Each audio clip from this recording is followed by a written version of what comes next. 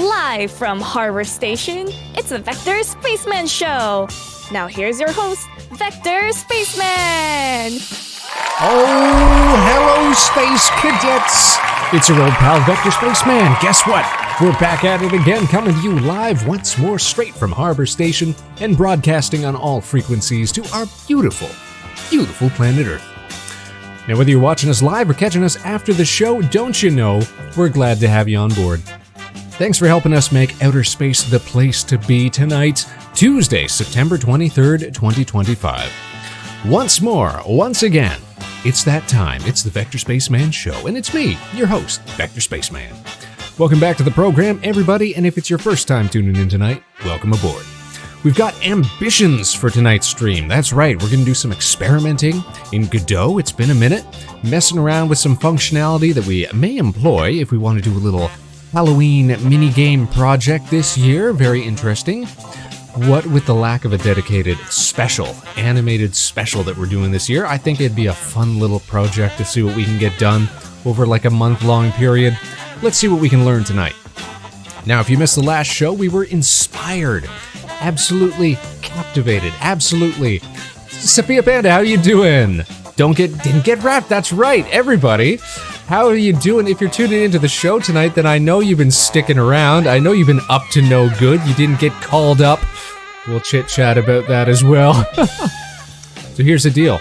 Last time on the show, we got to see some past entries into the Spooktober visual novel game jam, including entries from friends of the show, the Nova Swarm, who we love so much, with their game Red Zero. We solved some puzzles, we did our best to survive, we got the best endings that I think that we could. There's just 1 week until the deadline for this year's submissions of that particular game jam, so we may get to try out some new games next week or the week after. Stick around for that, and of course, if you want to stay up to date with all of our broadcasts so that you never ever miss a show, then be sure to follow Vector Spaceman on YouTube, Blue Sky, and of course, right here on Twitch. Alright, let's swap things over here. Indeed, Vector didn't get raptured. Isn't it weird how every now and then some innocuous little thing on social media will get picked up and now everybody's hearing about it, everybody's talking about it. I guess if people can remember, it'd be very similar to like... First of all, I think everybody just loves a good doomsday prophecy, don't we? Don't we just love to imagine? And isn't that kind of sad? Isn't that kind of odd? Maybe it's a little bit of a release to think, oh man, if I got raptured, or if the world ended, or if the place exploded or something like that, I wouldn't have to go to work tomorrow. I wouldn't have to deal with all of my, my many adult responsibilities. Is that really how we're thinking about it? Is that, deep down what we're really pulling for? Maybe, perhaps, you be the judge. But it'd be like back in 2012 with like the Mayan calendar, doomsday stuff, or I feel like a few years back there was at least one more prediction. Every few years you get like a end of days rapture prediction. Y2K as well. I remember I was just a very, very, very young spaceman. A little space boy, if you will, when Y2K was happening. And it was New Year's Eve, and we were having a party at the station, like a New Year's Eve party. And my Vector Space Dad did the exact same thing that you just described, Sepia. Did the exact same thing you just described. We're gonna find out that Sepia is actually just a member of the extended Vector Space fam, and we just never knew it. You know what? I feel like that was a pretty go-to dad joke. Did we lose connection? Looks like we dropped there for a second. Are we back? Are we back? You guys let me know if we're back. But yeah, I feel like that's like an absolutely layup dad move. Just shut the power off right at midnight. Close to the same age. We're not going to give anything away. We're not going to... We try not to drop hints. We try not to betray the image of Vector Spaceman being, you know, a young, spry space fella. We don't want to give too much away. We don't want to give anything away. Unfortunately, every now and then we do run into, you know, people that we do know that start tuning into the stream. We start commiserating with the Torontonian space tubers and what have you, or Vector's space friends and what have you. Some people might know a thing or two, but we try to keep it on the down low. Try to keep it on the down low where we can. That's just good. That's just good practice for being online.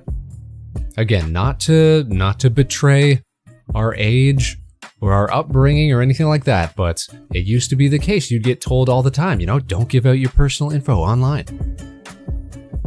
Ask an adult before going on the internet.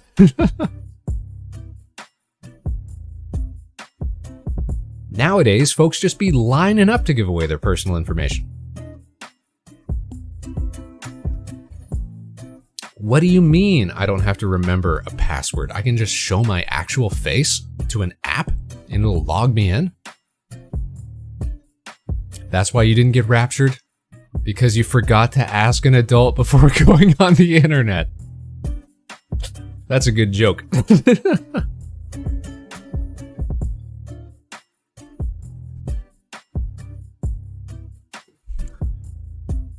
But yeah, we're still here. We're still kicking it. Like, I'm gonna look this up right now. Let's go on an adventure, Space Cadets.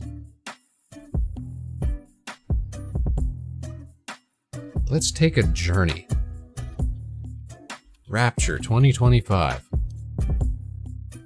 Where did this even come from?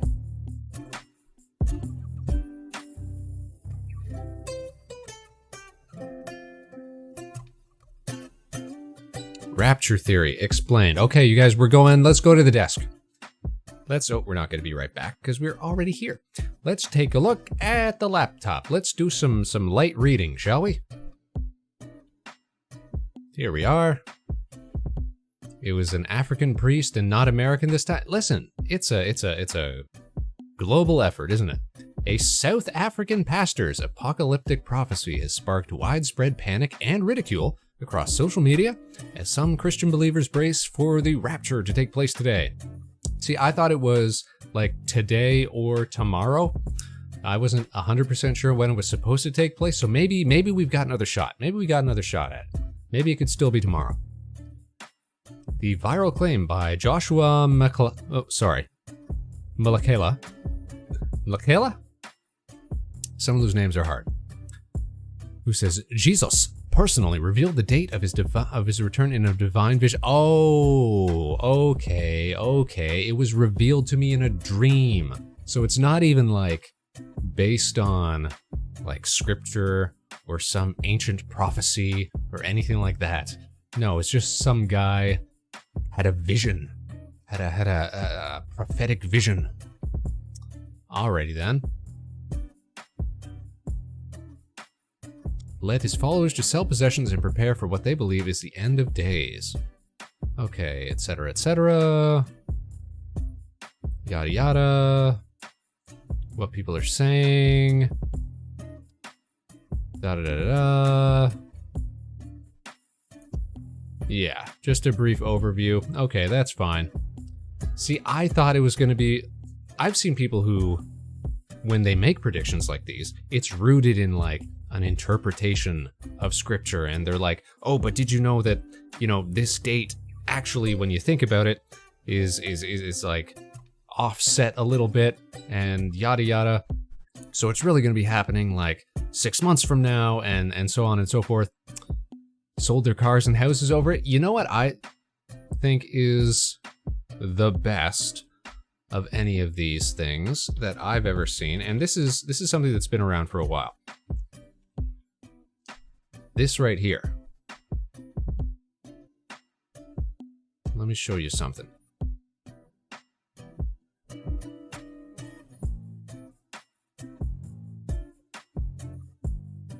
if I can Google this properly. Here we go.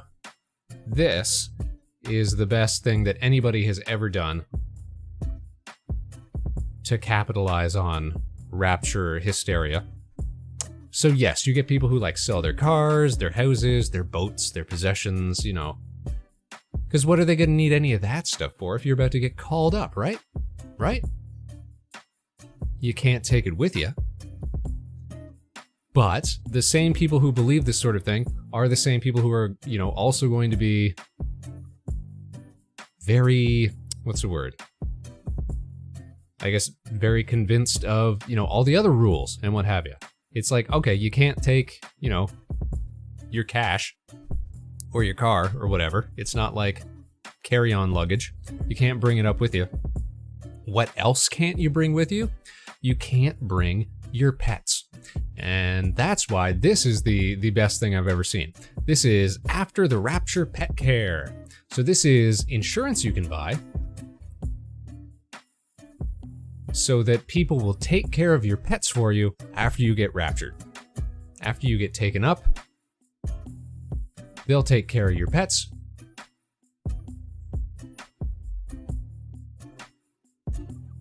Because dogs and cats, they don't get to go either. That's the rules. So check this out. The story. Here's the story. The idea came from seeing someone else's joke. An atheist created a site in England that said she'd take care of Christian-owned pets after the rapture and asked for £40 as a donation. She promoted it as a joke. And it virally made the rounds amongst non-believers who enjoy making fun of Christians. All right, well, somebody saw it, told me about it.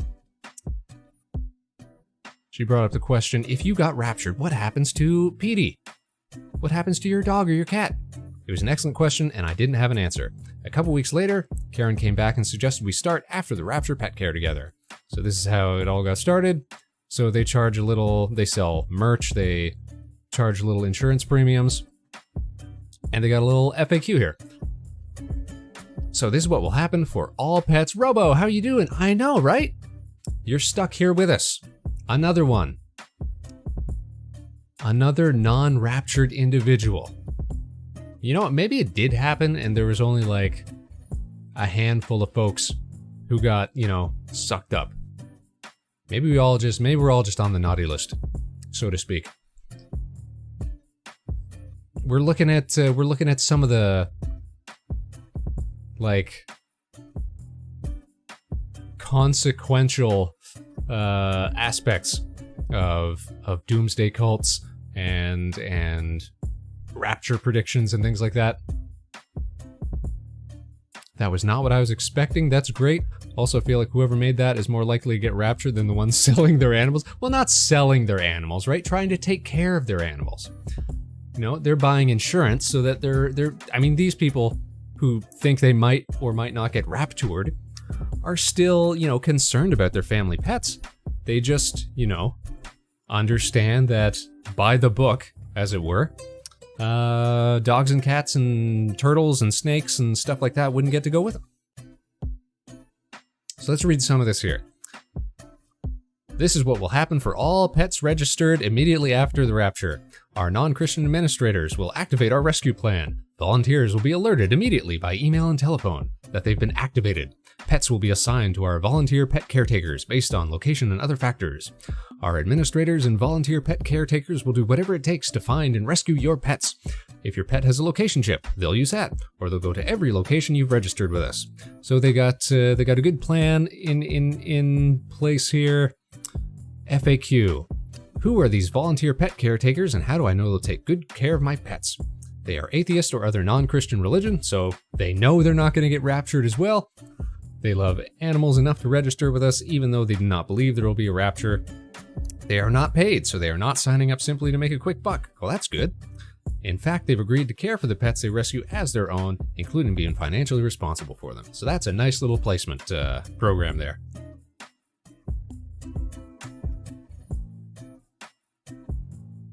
Is this for real?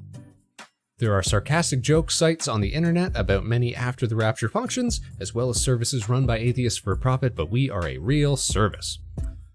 So I guess the real question is, how much does it cost for one of these insurance premiums? And also, maybe we should watch their little video here. Robo saying, hey, I didn't get raptured because I play video games. That's satanic. Yeah, I play video games and tabletop RPGs and listen to rock music. And I didn't ask permission from an adult before going on the internet. And now we're stuck here. My dog's a butt nut, so that's not a surprise. Yeah, dogs don't get to go to heaven because they're chaotic. Because they're just ill-behaved. Let's take a look at this video here. Let me just switch audios.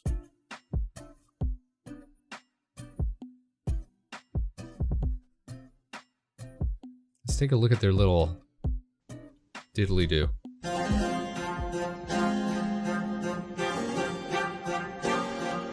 Okay. Scripture, scripture, scripture.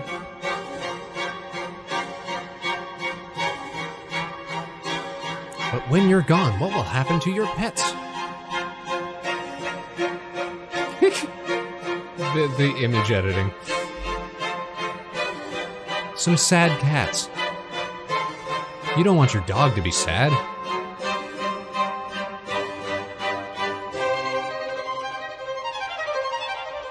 I didn't even think about birds, exotic pets.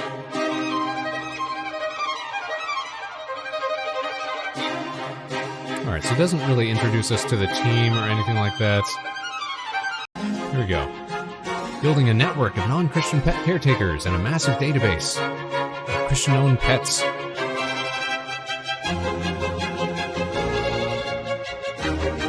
Yeah, they got an ad. I feel like they could have put a little more effort into this one. Ferrets! Tiny little purse dogs. Okay, alright, that's all they got going for them, that's fine. What kind of pets do you allow? That's a fairly good question. So we welcome you to register any kind of pets that are considered domestic animals.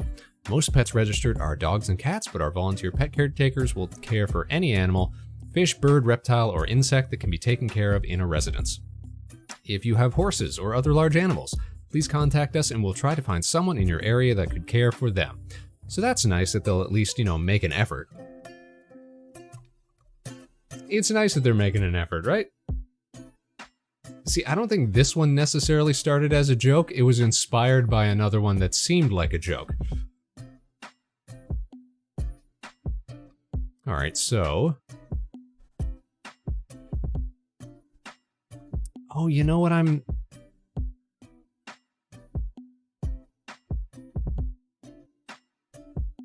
Okay, so I was about to ask how much do they charge for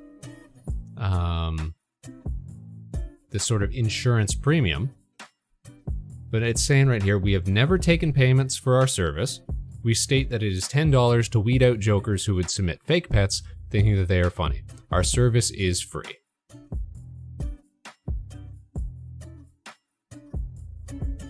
So really, it's just a network of pets being registered in the case of disaster. We can volunteer though, check this out.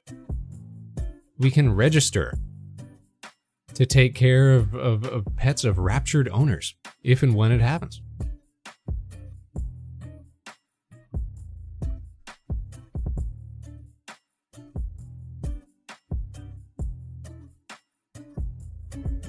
Okay, so they got articles and stuff. It's a funny little concept, right? And they got merch. And they got merch. Super duper.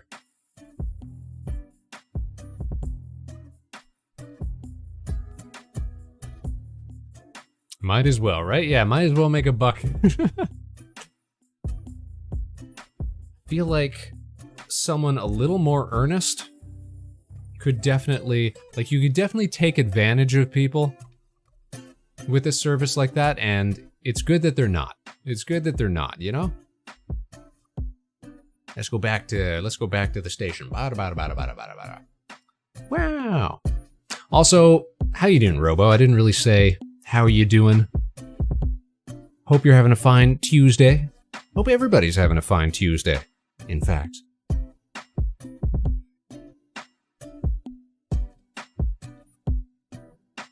You know what? You know why I think we also like those doomsday scenarios and stuff like that? Raptures, end of days, what have you. I think it's very similar to why people like any sort of apocalyptic like disaster scenario, like zombies, stuff like that, you know?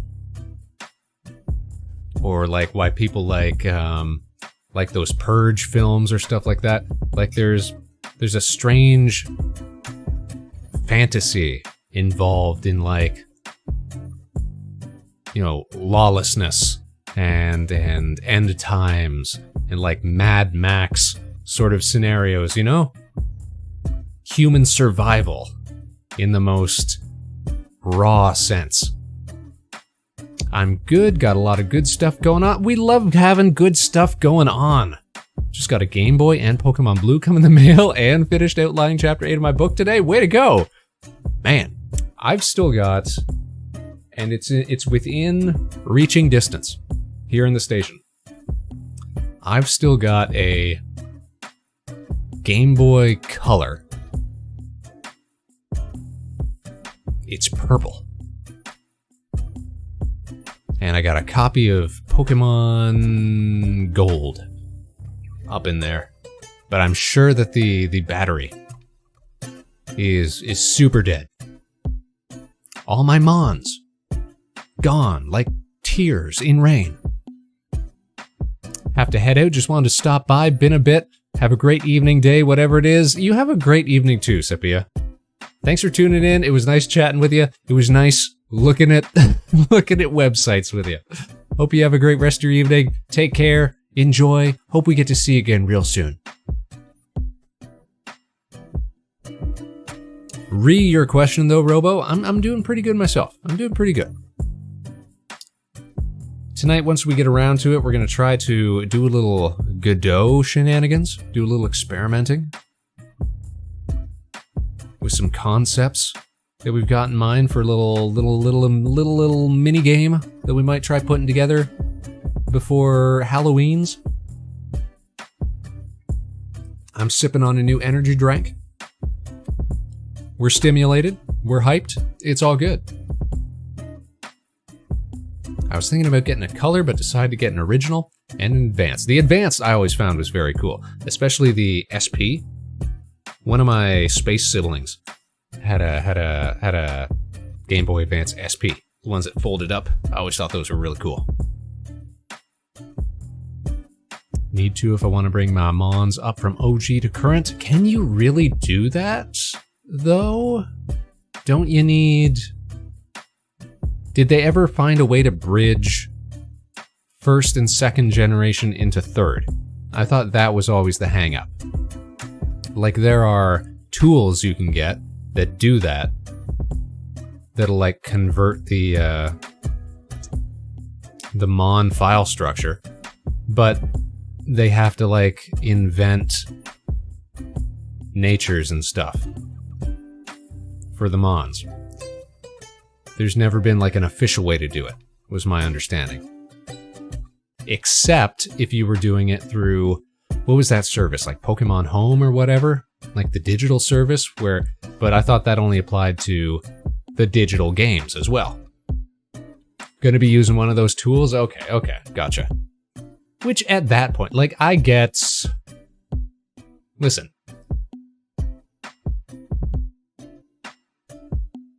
Of course I've got, you know, a big, strong, beating, spacey heart for digital companions and digital friends. But there's, like, not really much difference at that point from, like,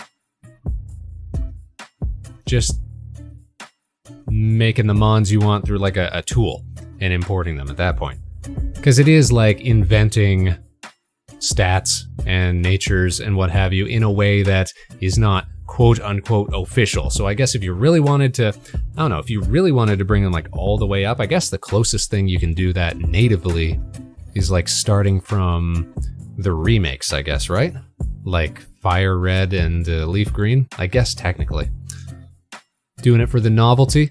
I remember I saw a video of them like putting together that transfer tool. And it's a neat tool. It's definitely a neat tool, and props to them for like coming up with something to help bridge that. Because it feels more authentic, that's for sure. Anywho, that's Mon stuff.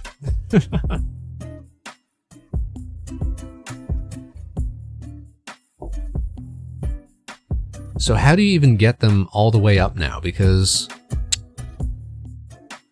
I actually don't know how the last few generations have handled that. Like, I don't know how anything on the Switch has been handled.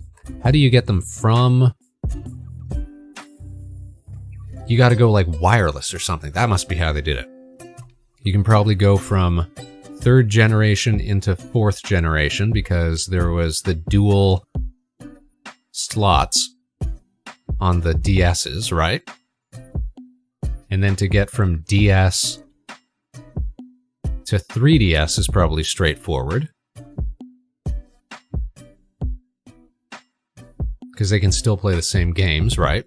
And then to get that to the Switch, is it just a matter of, like, Wi-Fi or something?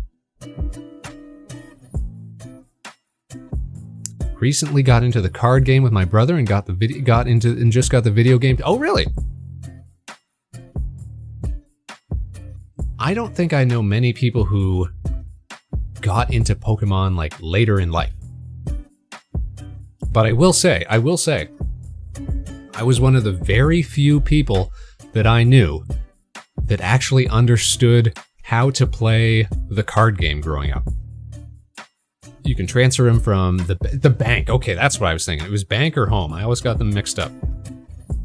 Bank, home, and box. That used to be the other one, Pokemon Box, which was like the short-lived storage medium for the 3rd generation, I think it was, but it was for the GameCube. You just store all your Mons. Clever, convenient. Alright, so they do have a method. That's great. And you know what? I didn't even realize it, what I was just saying about the trading card game. I thought everybody I knew growing up knew how to play this. Turns out it was just like me and one other neighbor kid from the neighborhood. We were the only ones who actually knew how to play the game. We'd always be playing it with one another. And everybody else I knew, like, they all had the cards, but they just collected them just for looking at them, you know?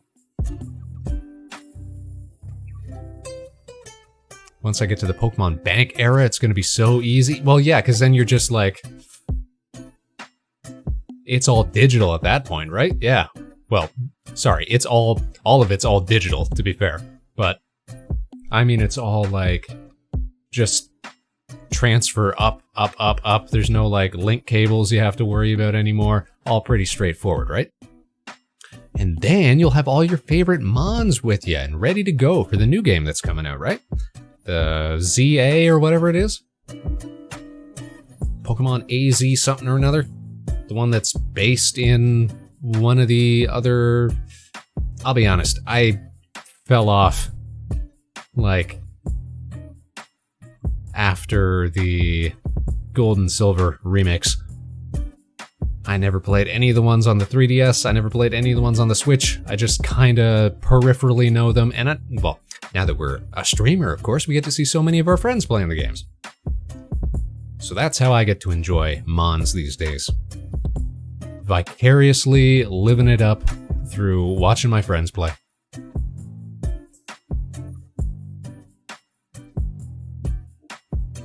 Oh, but speaking of Mons and shenanigans and what have you, like within the last week or two, Pokemon Company, up to their old tricks, their dirty old tricks.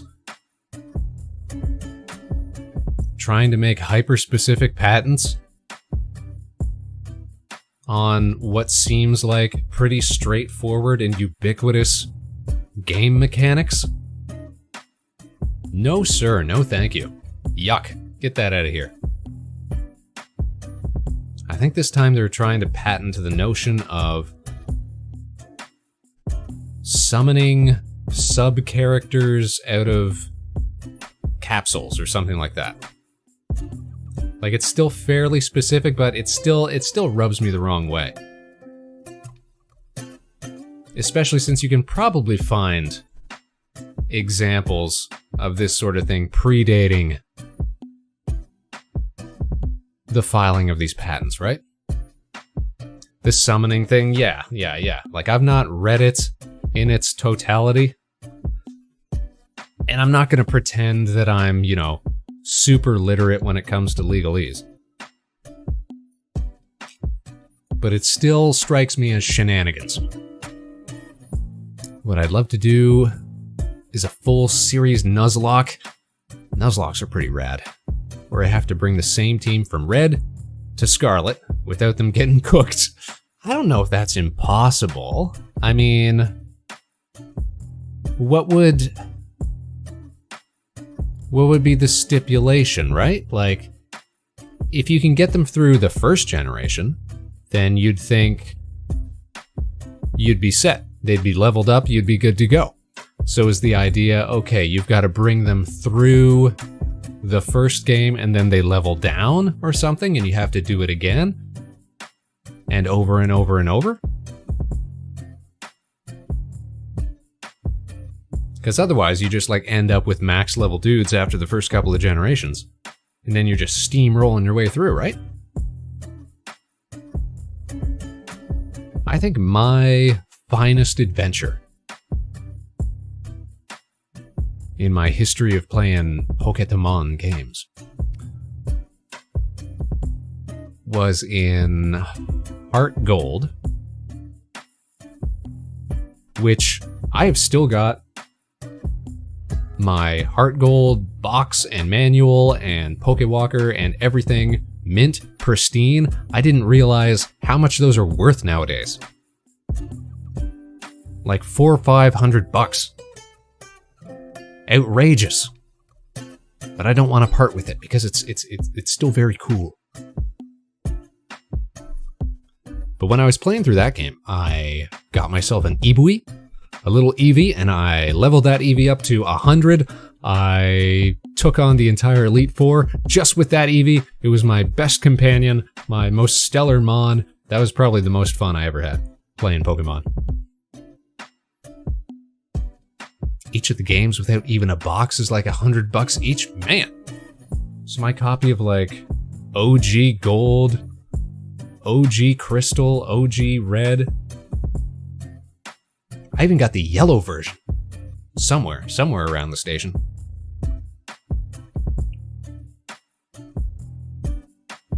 I just wish I had the like manuals and box art and stuff from those original games.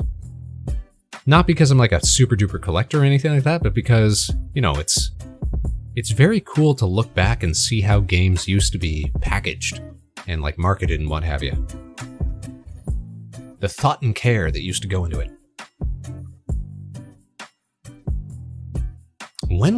What's the latest game you can think of that came with a manual?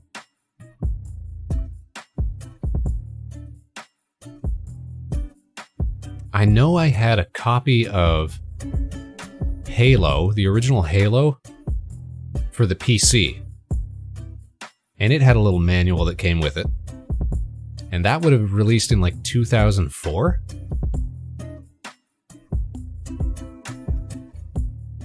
I'm pretty sure 2004 was when the PC port came out. Somewhere around that time. But I can't think of any games these days that have got like manuals telling you how to play, how things work, Lost instruction, We used to be a society. I've been getting into retro games. I got this console called the Retron 5 that plays games from a lot of different retro consoles, and I've been buying tons of old games. Nice. See, that's the thing. It's like, once you go digital, it's hard to justify being one of those physical collectors anymore. What I think we need is for somebody, and I'm sure there are people who do this, just make a really good looking knockoff experience of having those old games, you know? Give me like the box and the cartridge and the manuals and all the stuff that would come with it, but, you know, aftermarket. I don't care if it was printed yesterday, as long as it looks and feels like it would have. When did those games come out? Like 20 years ago or whatever, right? You remember the cardboard cutout that you get with MechWarrior that you put on the keyboard that had all the hotkey controls pointed out on it? Nope, because I did not do a whole lot of PC gaming growing up, but that's the kind of stuff that we love. That is the kind of stuff that we love. How you doing, Ark? Happy Tuesday. We're reminiscing. We got caught in a retro loop. But speaking of retro consoles and junk like that though, Robo,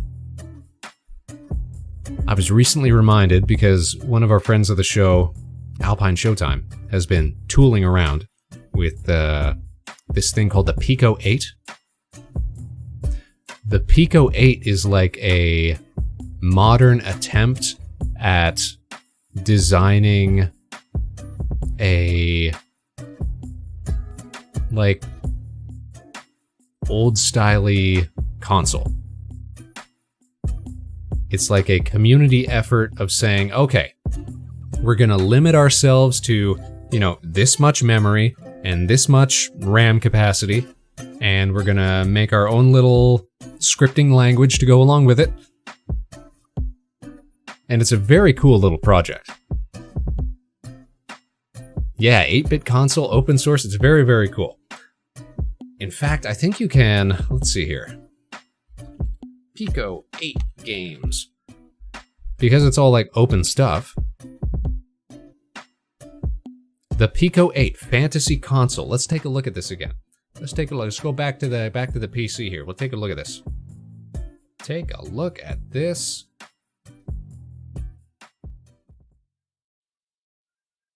Check it out, y'all. Okay. Screen on. The Pico 8. So let's choose a little game here. Doodle-doo, booting cartridge. Something's wrong at the Pole Station. Let's check it out. This game's called Pole Station. So how does stuff work? So this is, everything's all the same. So we got a 128 by 128 16 color display, 4-channel sound chip, 256 8x8 sprites. The Pico 8 is $15 if you want to develop for it, is what it looks like.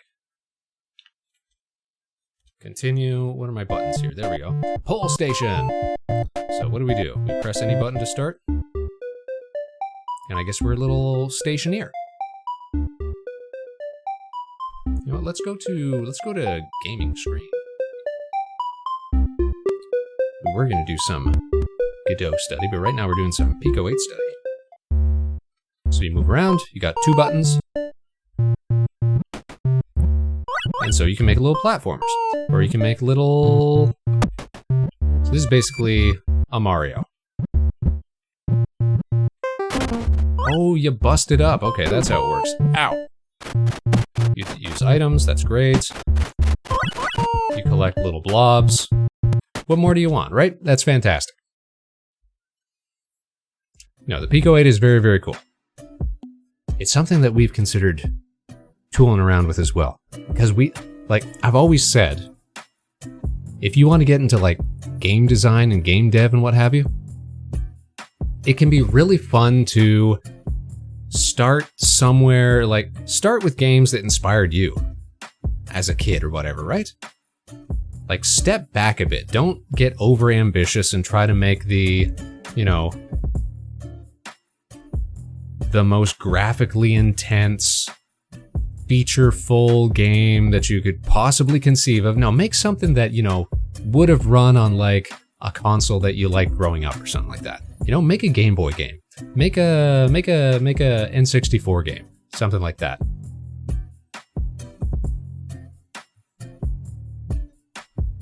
You can get a lot of fun stuff out of limiting yourself, I think.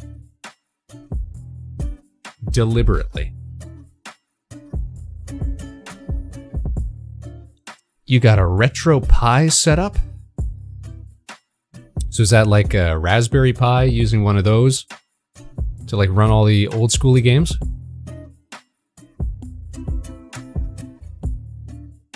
I got a friend right now who has got some sort of like absolute wizard cell phone. Oh, did we lose connection?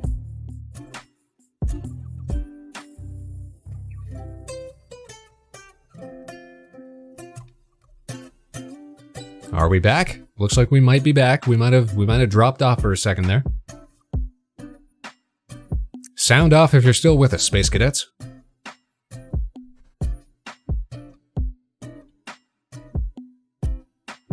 Anyone else still buffering? I may also be buffering. All right, let's do a little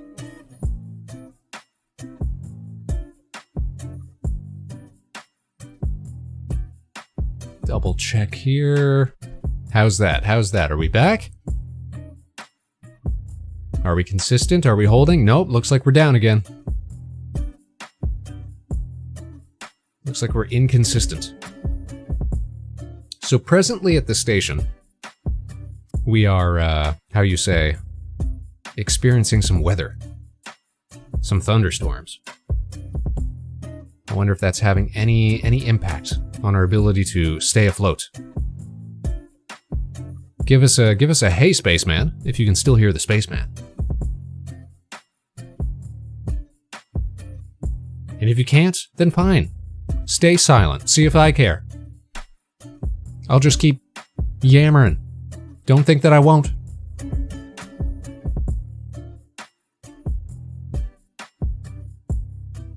But what was I saying? Right, regarding the retro setups and what have you. So we got a friend, we got a pal, we got a buddy, we got a guy. A vector space friend, if you will. Who has got like this absolutely dynamite cell phone that like plays so many different emulators and stuff like that. He just uses it for that. Like carries it around everywhere. He's playing games on the fly. He was showing me today that he's like, oh, check it out. I can play like actual like Halo 3, like full Xbox 360 games, like natively at full speed. And for some reason that just feels less impressive. I'm just not as blown away anymore. I remember when you used to play like Game Boy ROMs and stuff on early smartphones. That was cool. Maybe it's because a phone kind of looks like a Game Boy. It's got the same sort of shape and handheldness. I don't know. Part of me feels like advanced games were never meant to fit in the palm of your hand, you know? Maybe that's just me. Technically advanced and impressive games, those belong on a computer or on a console, which should be anchored on a screen in your house, you know? Not to venture out into the real world. You gotta keep those things separate, you know? Don't let your games and your fantasies leak into the real world.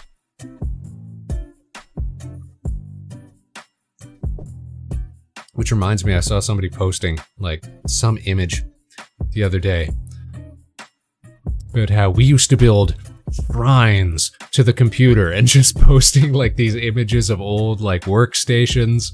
And it's true, like home entertainment consoles and desk setups and what like that used to be, you know, monumental. Now you just plop that stuff down on a desk.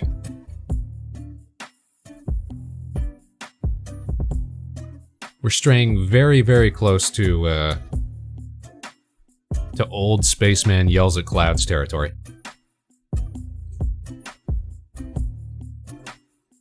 Which is certainly not what we're striving toward. What we are striving toward tonight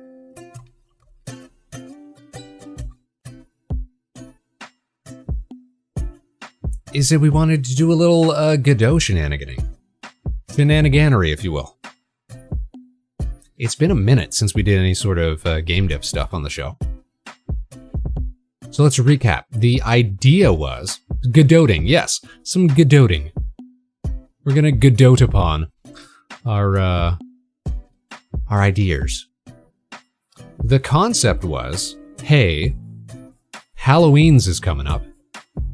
Autumn is here.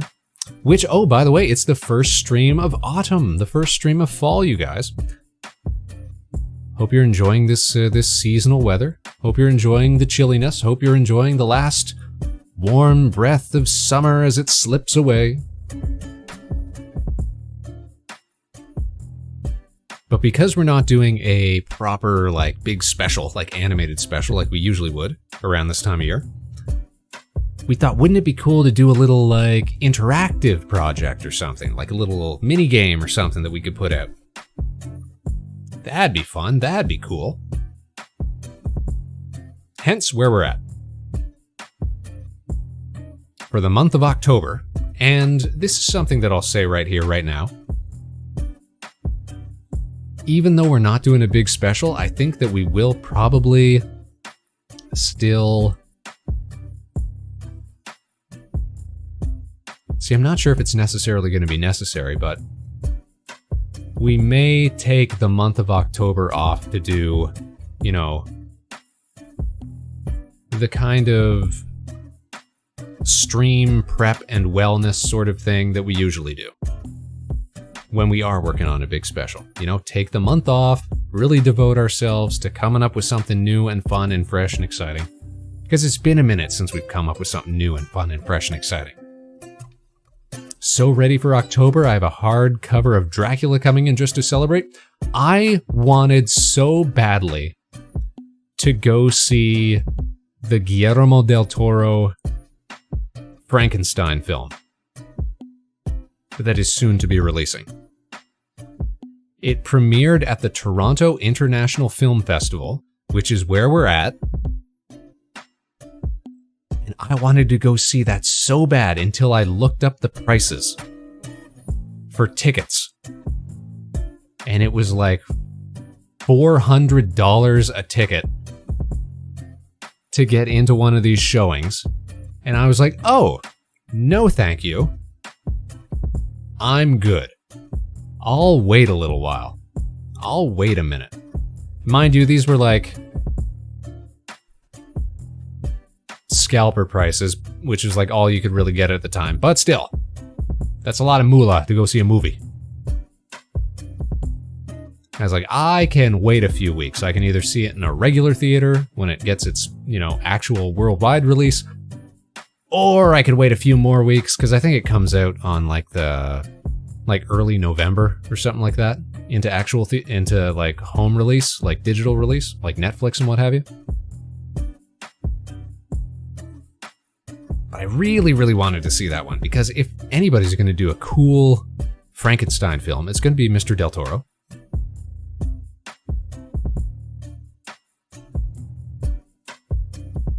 Stars Mr. Oscar Isaac.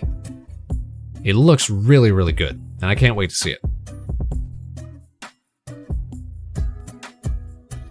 I got off topic there. What was I talking about? Oh yes, take the month, October, work on something cool. Like this little game, like redesigning the station, like redesigning the Spaceman. It's time to freshen things up, you know? Do a little spring cleaning, except it's in October.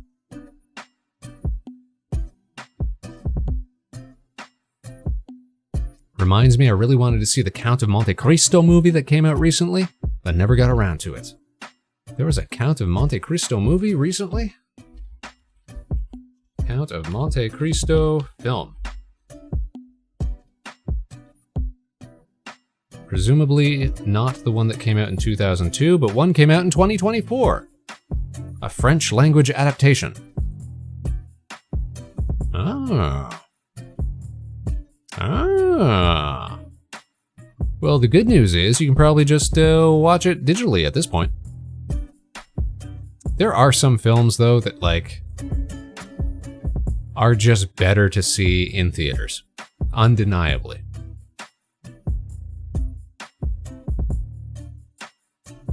Like, I'm so glad that I got to see Mad Max Fury Road in a theater.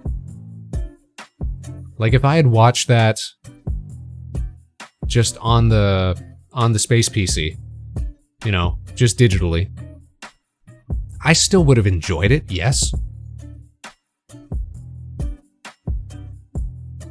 But I feel like even I would have known that something was missing. Seeing it in theaters, that was life-altering. Fantastic. Just got a projector and surround sound setup in my living room. That helps, yeah. So I can just make some popcorn, be in my own private theater. Nice. Also, yes, I watched both Fury Road and Furiosa in theaters as God intended. That's right. If you want to get raptured, then you better be watching Fury Road in theaters as God intended. I remember I went to see that film with some friends. One of my friends brought his girlfriend along with him. He was the only one in our group who just didn't like it, you know? Just wasn't into it. They later broke up, and I'm not suggesting it's because she didn't like Fury Road, strictly, you know, that was the only cause, but I feel like, you know, that was a contributing factor. It had to at least be a little bit of a contributing factor.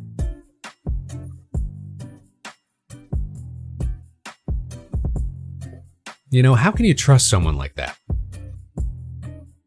How can you be with someone like that?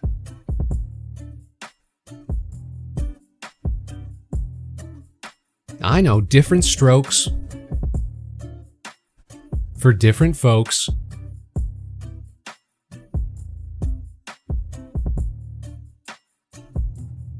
But if you're gonna sit there and tell me that Mad Max Fury Road in theaters didn't rock your socks, I'm sorry, I feel like that's a non-starter. There's gotta be something wrong. You can't appreciate peak cinema, then there's something wrong. There's just something wrong. There's at least two things wrong. You've got more than two problems.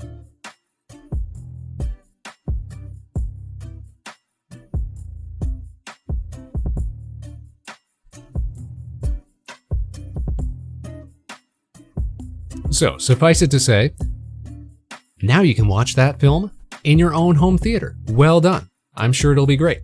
I'm probably going to go see Frankenstein in the theaters because I feel like I'm going to regret it if I don't. That's fine. I can spend, what is it, like $15 nowadays to go see a movie. That'll be great. Plus, it'll be a nice, like, mouthwash, if you will, from the last film that I saw in theaters, which was Deadpool and Wolverine, which is not the worst film in the world, and it was also itself sort of a reprieve from the last film that I had seen in theaters, which was Star Wars Episode 9, which I really did not want to be the last film I ever saw in theaters. But you know, sometimes you need some culture. Oh, which reminds me that the new Downton Abbey film is presently in theaters. Maybe I should go see that. That's just a Spaceman thing. Spaceman just likes period dramas. Could I swing it as a double feature? Is that going to be in theaters for a few more weeks? I'm going to have to figure this out. I'm going to make a note. Good job, Space Cadets. Good job reminding me.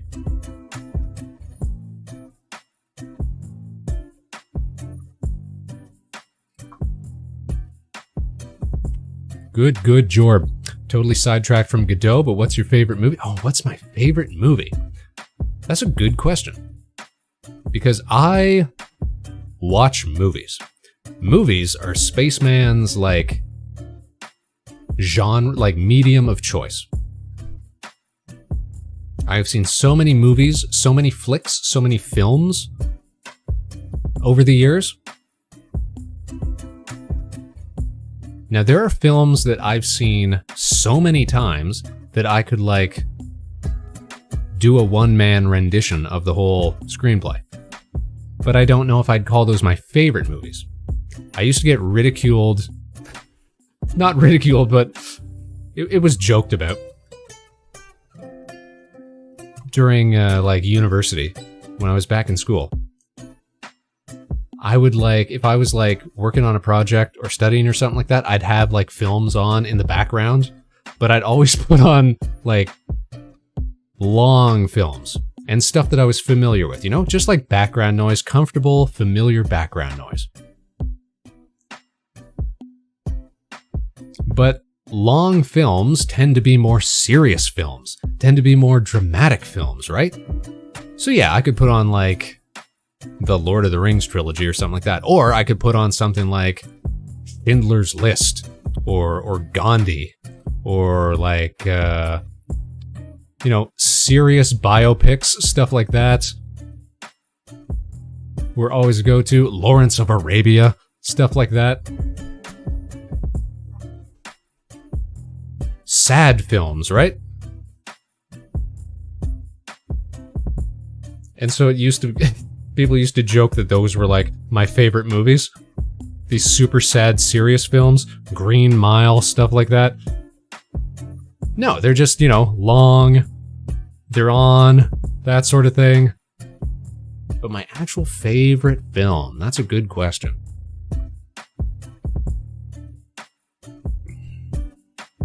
It's not something that screams at me like, this is my favorite film, you know? I'd have to think about it, and I'm not sure I've ever given it enough consideration.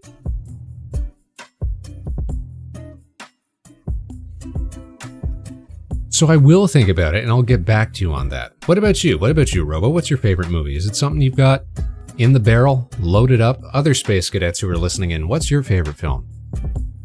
If you've got one, if you can let us know. The Thing's pretty good. Do you think The Thing's a horror film? Or is it a thriller? Like, first of all, I've never been a horror film person, so I can't really say what constitutes, like, the distinction between, like, a horror film and a thriller. But I've heard people say The Thing is, like, the best or their favorite horror film. But I never really found it that horrific compared to, like, other stuff. Like I kind of would put it in the same category as, like Alien? Like, is Alien a horror film, or is it just, like, a suspenseful thriller sci-fi movie? I don't really know where the line gets drawn, you know? The film I've watched the most times is Monty Python and the Holy Grail. Growing up, I'm sure I've seen that a few times as well. My Vector Space dad was a big Monty Python fan. I had a buddy growing up, his dad was from the UK, so they had, like, he had, like, the whole box set of Flying Circus, all the movies. He had, like, Faulty Towers and all the other stuff that, like, the Python members had done, like, their spin-offs and stuff like that. I remember there were more than a few school projects, which were basically just doing Monty Python skits. Absolutely. Feel it's a horror film just because it leaves you feeling uneasy at points? Is that all it takes? Unease? Is Silence of the Lambs a horror film? Like, I feel like I like a quote-unquote horror film that is more like unease than, like, jump scares and things like that. Thrillers are more about being excited rather than being unnerved. Okay. In that case, yeah, like, I like the conceptual horror of something like Alien or The Thing or stuff like that. Faulty Towers doesn't get enough love nowadays. It didn't even get enough love back in the days. It's a quality show. Nice, short, concise. I'm sure they would have loved to have it go longer, but, you know, shows just don't get renewed sometimes, and that's fine. Love movies that make you uncomfortable? Yeah, when there's mounting tension, and maybe that's easier to get away with nowadays because people like expect jump scares and like harsh musical stings and what have you. Hereditary is something that I've been meaning to watch. It's something I've been meaning to watch recently because, let me look this up real quick.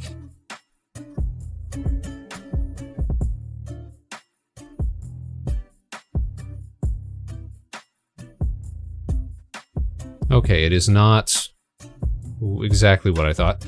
But I had just watched Weapons the other day.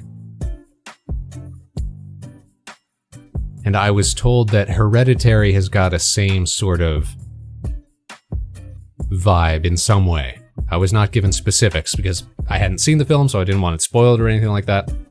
Saw it in theaters. It was so good. So good, huh? Well, then we should make an effort to check it out. One of the movies where you've got to watch 2 or 3 times to fully enjoy it. Secret little things that click together through the movie. We like that, we like that. And listen, if there's one thing I love to do, it's watch a movie 2 or 3 times. Again, that's like my medium of choice.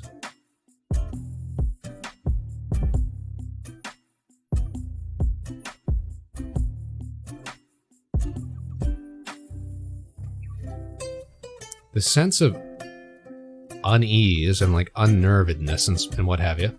Now that I'm thinking about it, like a lot of them have to do with like space stuff or like as soon as something is like uncomfortably different. Like Signs, is Signs technically a horror film?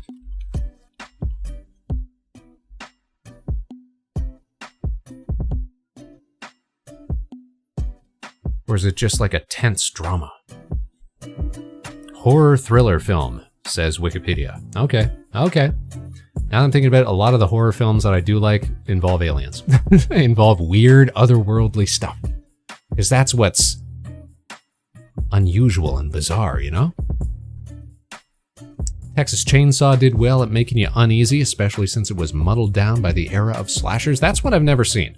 Like, I've seen the characters involved in Texas Chainsaw Massacre. I've never actually sat down and watched the whole film.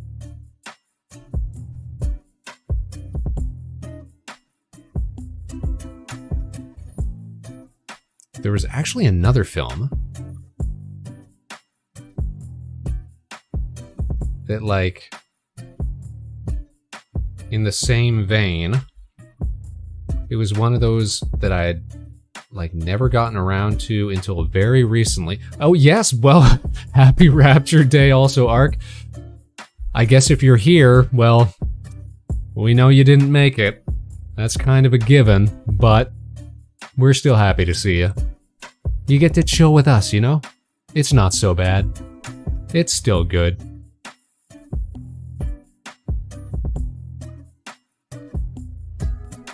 I love movies that make you feel like you should not be seeing what they're showing you. Most definitely. Like a film that builds tension to the point where you don't want to see the reveal. That's what I'm about. That's what I'm about.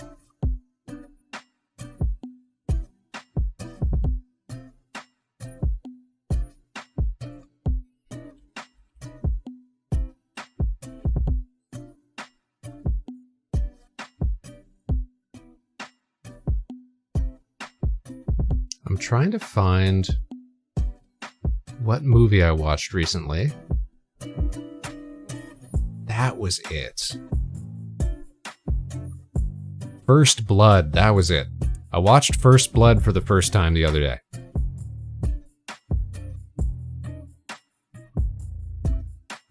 Great movie, and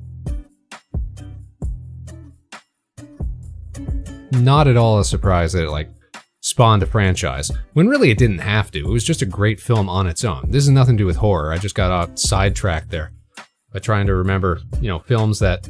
It's like one of those things where... like, you know enough about it that you feel like you don't have to watch it. Like, I've got a buddy of mine who never... ever watched any of the Star Warses. But because he grew up, you know, around people and around human beings, you know, who had seen the movies and were constantly making, you know, pop culture references and what have you, he felt like, you know, I don't need to bother because I got the whole story. Sometimes it'd be like that.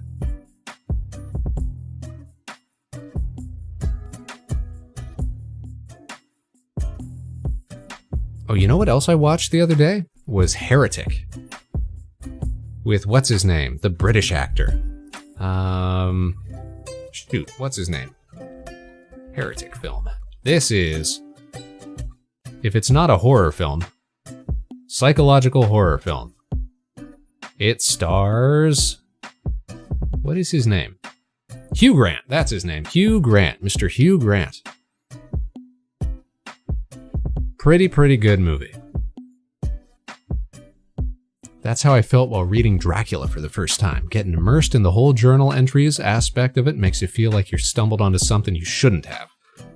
And at that point, you can't go back. You know, you can't unread something. You can't unlearn something. You're either in it to win it, you gotta stay committed.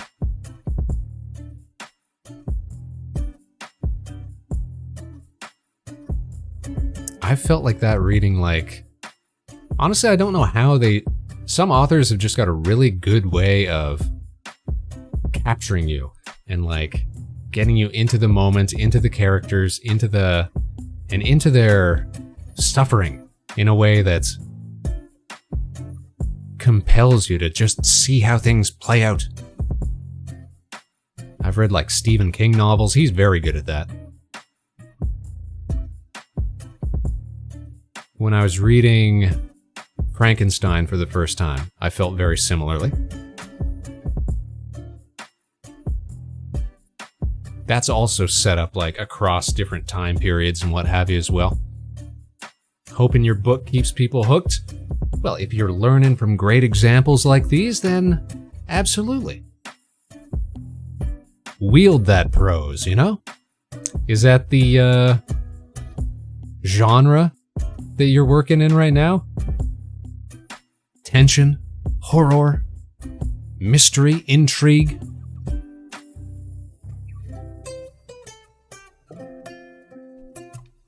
We'll do a Spaceman and Friends book club when Robo's book releases. Do a little read along. We'll do the audiobook narration.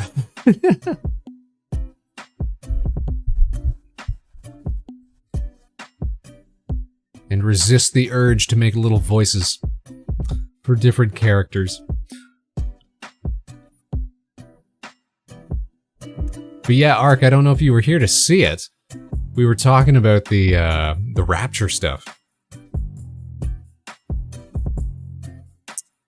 And we were checking out this one little website that I remembered from back in the day, like probably the last time there was a big Rapture prediction that got into like the cultural mainstream.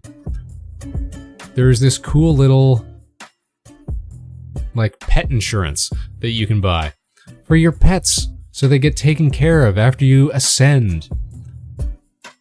It's a goofy little website. It's an urban fantasy with a lot of drama, mystery, government conspiracy, and folklore/mythology. We love to see it. We love to hear it. We love to read it. What did you say that you were like 8 chapters in? Or you had 8 chapters left to go? I remember the number 8 came up in description. Finished outlining chapter 8. Look at me scrolling through chat.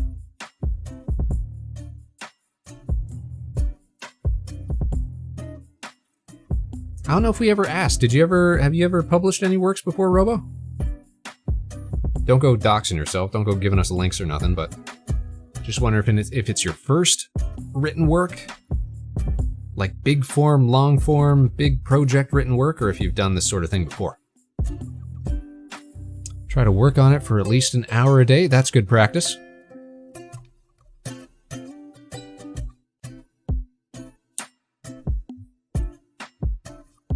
I wish I could dedicate an hour a day to more of my pursuits.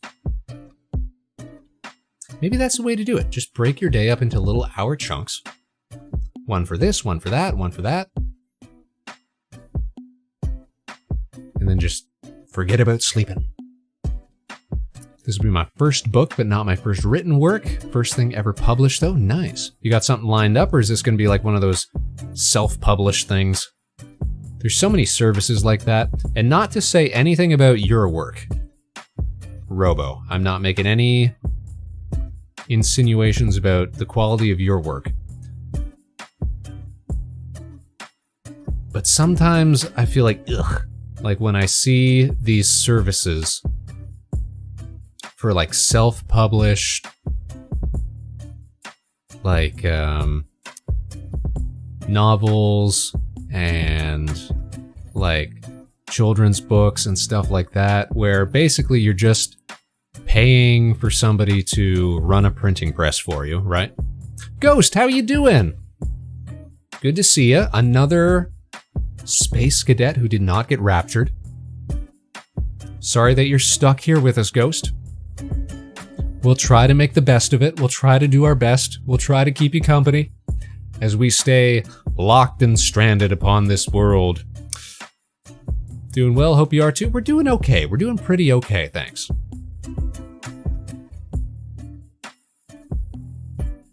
Lately be going 2 hours a day because we ball. We ball, though. Probably published through Amazon, as one of my beta readers recommended it to me. That's pretty easy to do, too, from what I understand. All my favorite people are still here, so I'm all good. I guess that's the best consolation, right? Turns out only like half a dozen people ascended and nobody noticed. I guess we'll just have to wait for the next one.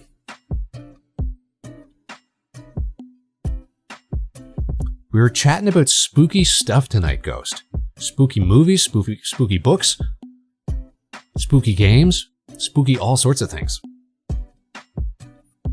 What's in terms of like thrillers, horror, psychological, intrigue, that sort of thing, Ghost? What would be like your favorite piece of media? We've been talking about stuff like The Thing, talking about stuff like Aliens, talking about that sort of stuff. Milk carton's gonna be full of missing people. Have you seen This Neighborhood?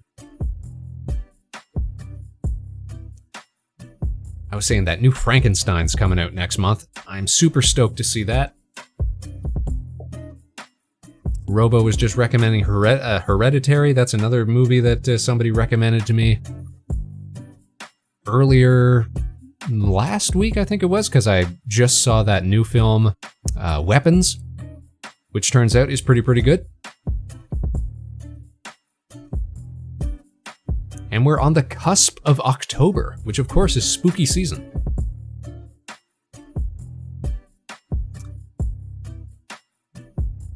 But yeah, Robo, what I was getting at was, like, I'm always wary of those, like, self-published, like, services. Anybody who's trying to sell you on, like, hey, we'll publish your book for you, or we'll publish your comics for you, or something like that, it's always like, all right, you're just taking advantage of somebody's dream, it seems,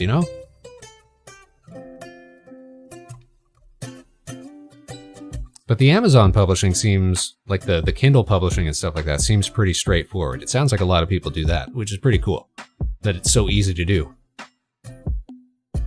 And they probably take a little bit of a cut.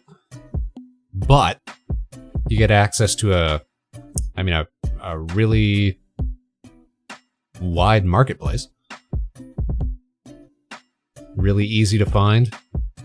I don't know how you go about promoting that sort of thing, though. Like, how do you advertise your ebook, your Kindle book, or whatever? Things to consider, things to worry about. Saw Hereditary and Midsommar in VC with friends. So I've seen Midsommar. Hereditary is the one I've still got to check out, though. Everybody says that it's good. And we were talking about, we all seem to prefer, you know, tension mounting, thrills, spine chills when it comes to that sort of thing, as opposed to, like, you know, slashers, jump scares, stuff like that. I feel like all educated people agree when it comes to that sort of thing. What I'd like to do is publish on Amazon, take physicals to cons around the country. Suppose that would work.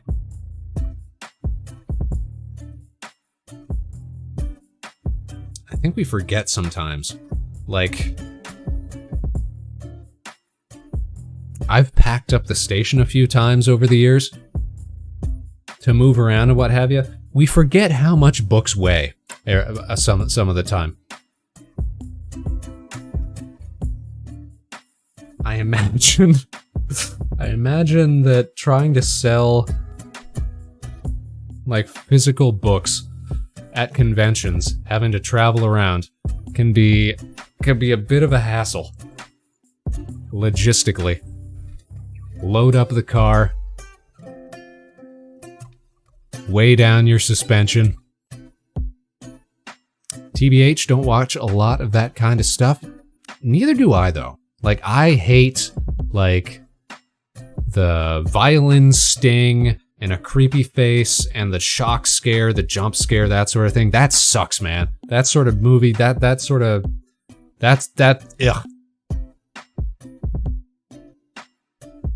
But I do enjoy something that makes me feel uneasy. Something that makes me think about it. Something that was like, oh, I never thought that could be spooky. I never thought that could, you know, rustle my jimmies, as it were. Because I already have night terrors and don't need more fuel. Oh no. Oh no. Alright, that's fair. That's very fair. I feel like word of mouth is the best way to advertise, so I just want to directly put as many books in as many hands as possible. Not bad, not bad. See, here's what you do. You take a loss leader, you just sneak into your local bookstore, and you start putting up copies of your own books. You just slip one or two in there.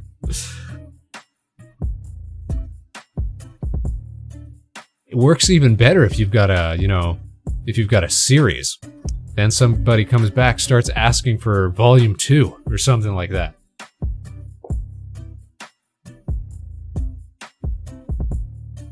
Oh, that's rad. A local author section? And they probably don't mind. Selling on consignment, basically, or what have you. This is why I only sent Palm a very thin book. Too big a book would have been crazy shipping. True, true. Too much freightage. And then you'd force Palm to read.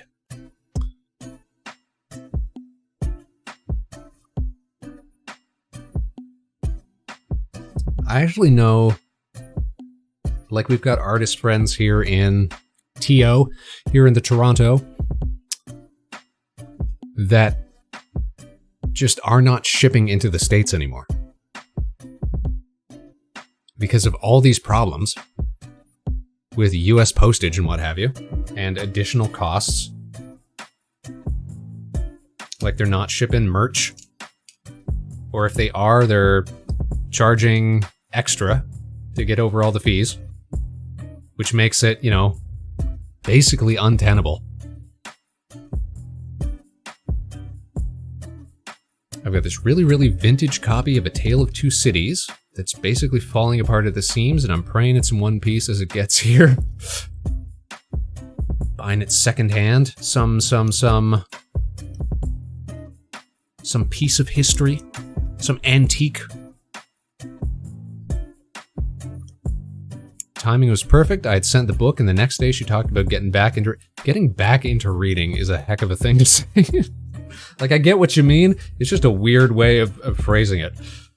You know, I'm finally getting back into reading.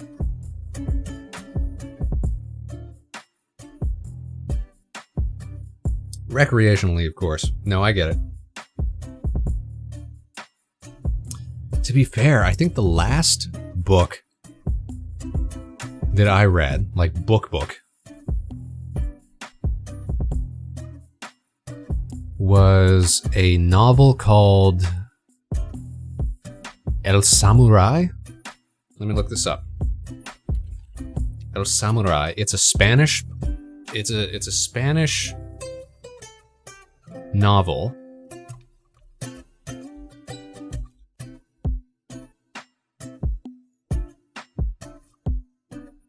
No, it is not. Which one am I thinking of then?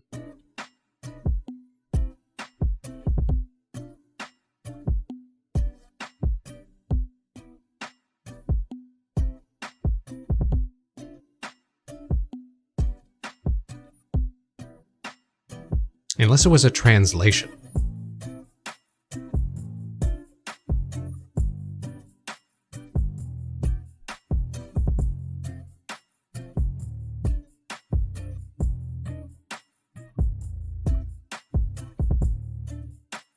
Okay, it was a translation, and I got the translated title. Right, El Samurai by Shusaku Endo. So this is a Japanese novel, translated into Spanish and then into English, which is like a historical retelling of the second Japanese envoys to New Spain. It's a historical event which doesn't get a whole lot of coverage. Like, there's very few stories about it. It's this little piece of Japanese history, but because these guys sailed out of basically where I was living in Japan, like, I was familiar with it. I had seen the ship that they took. They had, like, there's a lot of local stuff around the area linked to it. So I was always interested in that. Basically, it's a really cool time period as well.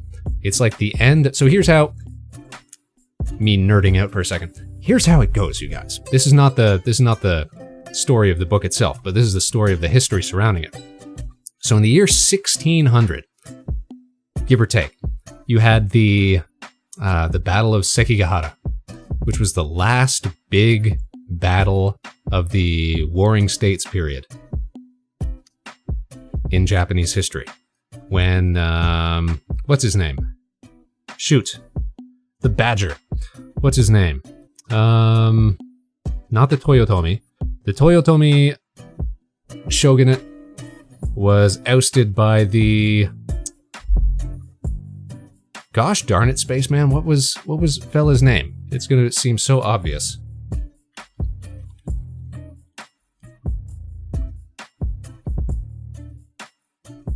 The Tokugawa Ieyasu and friends ousted the Toyotomis, took over the country, unified Japan, and that was rad.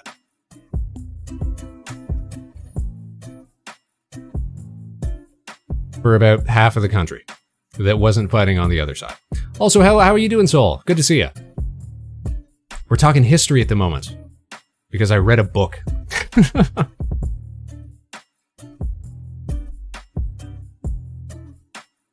But like, everything was happening around this time in Japan. So you had the new shogunate coming to power. You had, at basically the same time, what's his name? William Adams and friends had crash landed on the shores of Japan. This story is basically,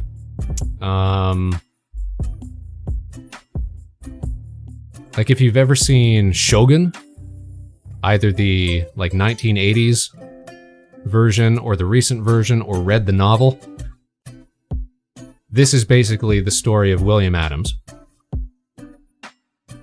What was his name? Something Miura Anjin, I think was his Japanese name.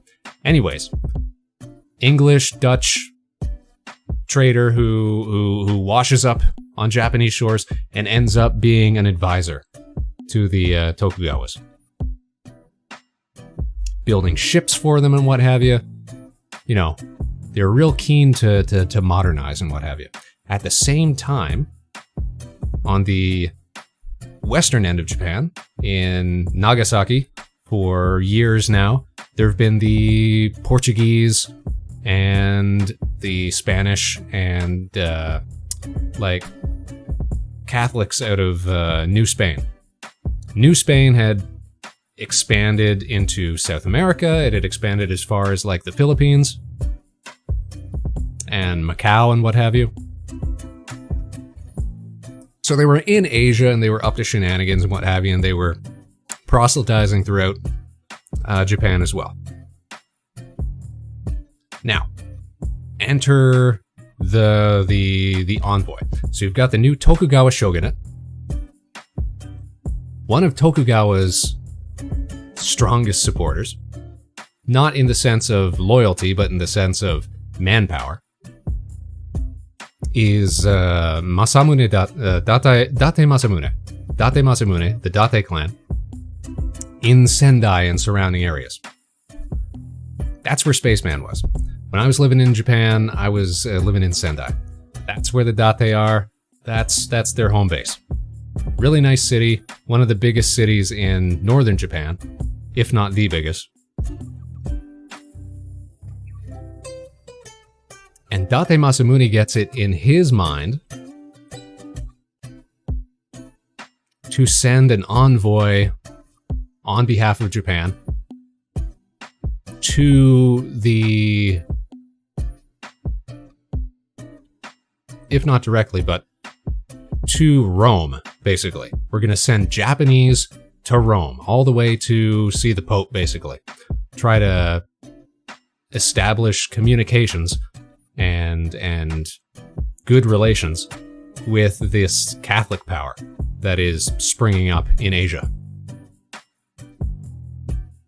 Have I ever watched sumo? Not in person. I've seen it undertaken. But I've never actually been to a match in person. It's kind of like it's not like going to a baseball game, you know? It's kind of a, I would say, hoitier affair. It's kind of a more distinguished sport, if you want to put it that way. Not something you just rock up to in shorts, basically. Tournament going on right now, and I would love to go to a tournament in person. I think it'd be pretty cool as well. Sumo is the national Japanese sport, if I'm not mistaken. Despite the fact that so many of the top performers are Mongolian, I think. So anyways, back to my story. In this period in time, you've got basically you've got Western shipbuilders under William Adams building ships for this envoy sailing out of Sendai, or just northeast of Sendai, if we're going to be specific about it. The ship they build is called the San Juan Bautista, I think it is, and they've got a really cool replica of the ship that you can actually still go to. Because the original one would be several hundred years old. Of course, it's not the original, but they've got a replica still docked, which is very cool.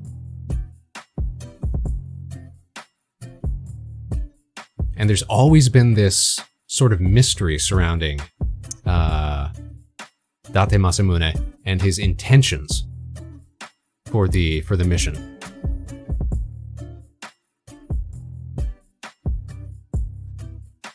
Which was, did he have any inklings of supporting the minor? Because this is the interesting thing as well that a lot of people don't know about, is like there is a history of Catholic samurais as well, which you'd think, well, that's bizarre. How does that happen in a country that is, you know, historically Zen Buddhist in philosophy, especially during this time, especially when it comes to the samurai caste, as you will. But amongst the samurai nobility, it was kind of like a nouveau sort of thing to sort of get involved with the Portuguese and the Spanish that were coming into the country and proselytizing, what have you, and to have converts and that sort of thing. So you had this minor faction of Catholic Japanese samurai lords. And not a few years after Sekigahara and the Tokugawa shogunate being established, you actually had this uprising that took place in Kyoto. I'm pretty sure it was Kyoto or Osaka. And they got absolutely demolished. Mind you, it was not it was like peasant Christian uprising, more so than samurai caste Christian uprising. But they got put down. And after that point, it became it was a period of persecution, heavy persecution against Catholics in Japan. So at that point, it was not cool or nouveau or sort of, you know, edgy to be a convert anymore. At that point, it was a liability. And all of that happened while this envoy was away making their journey to visit Mexico and to visit Spain and to visit Rome. So by the time they got back,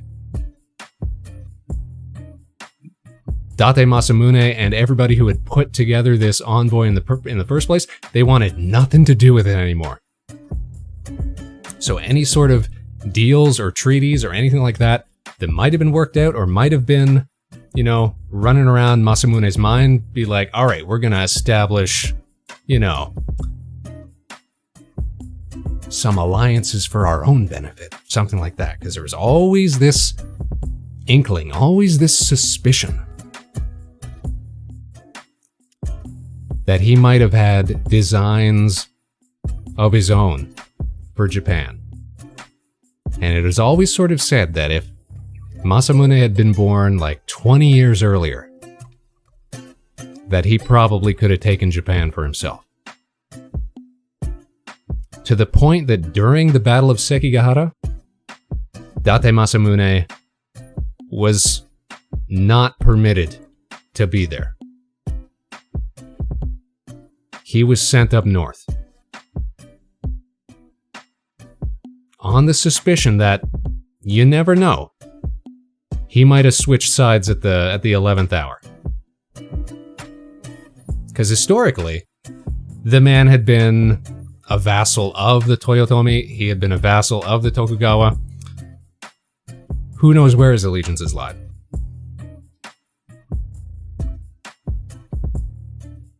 His wife and his daughter were both suspected of being Catholic converts.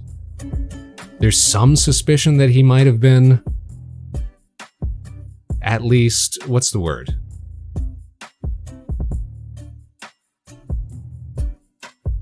When you've been sort of introduced to teachings.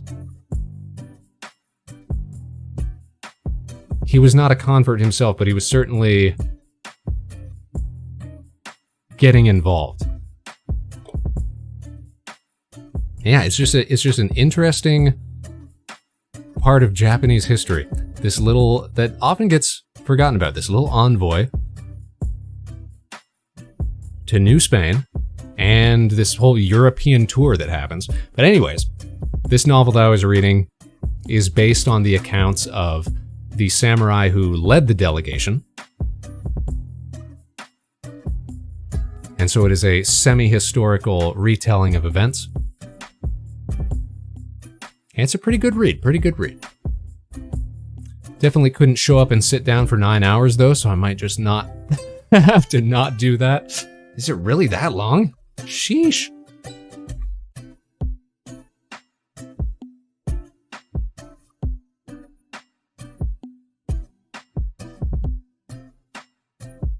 I missed your comment there, Soul. We had cowboys and samurai at the same time. Yeah, so just imagine 1600s samurai rocking through Mexico. Because part of the whole expedition is having to basically cross Mexico from west to east because there was no Panama Canal at the time or anything like that. They basically had to get off one ship, get on another.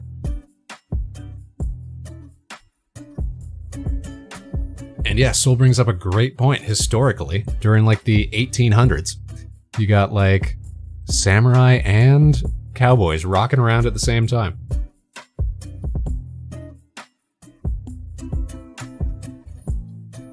And 100% could have interacted with one another. Why not? Why not? Mexico, yeah, Nueva España, if you will.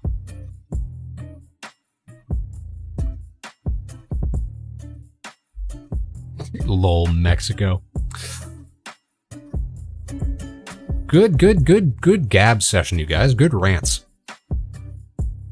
Hope you're doing well, Soul. I see you also didn't get raptured. That's not a big surprise. But at least you get to hang out with us. That's not so bad, is it? That's not so bad. Found out how dehydrated you are today? Simply drink more water. Simply chug. In fact, let's all take a chug. Let's all take a moment out of our day to stay hydrated and stay fluidated. Glug, glug, glug. What do I mean? What do I mean is that you'll get it next time. Definitely. You know, just stay as wonderful as you are, Soul.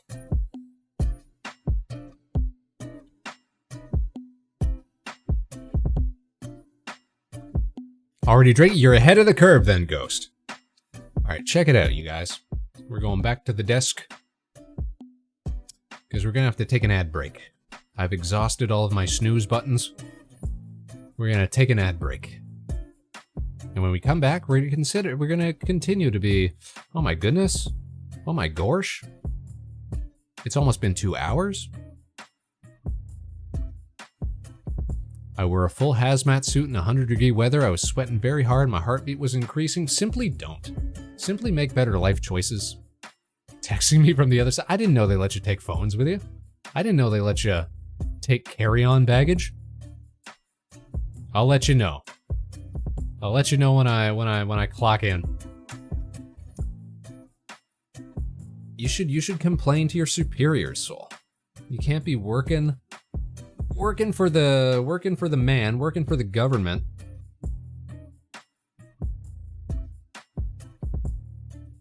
In a big rubber suit in 100-degree weather. At least you'll stay. It's like wearing a sauna, you know. At least you'll stay nice and svelte, nice and thin. Just sweat off all that extra weight. All right, we're back in a few minutes, you guys. Don't go nowhere. The Vector Spaceman show continues right after this.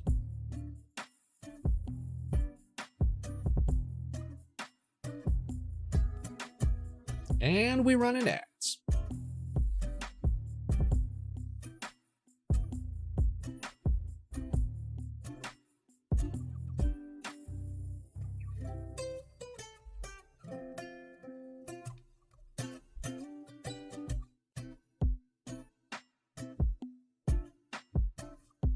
Alrighty.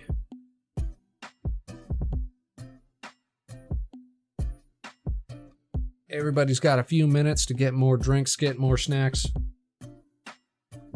or just stay their best bad self.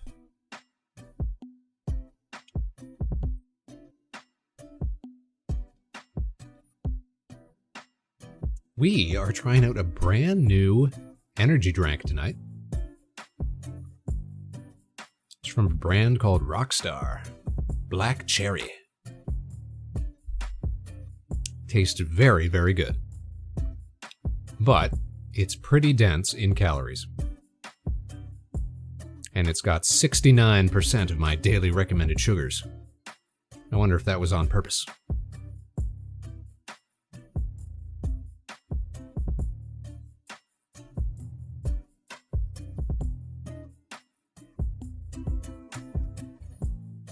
So hopefully that won't give us diabetes, but it will keep me up, and that's what's important.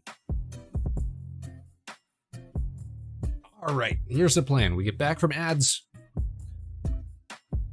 We do some more chit-chatting. Maybe we actually get around to doing some Godot stuff. We'll see. We'll see. We ball.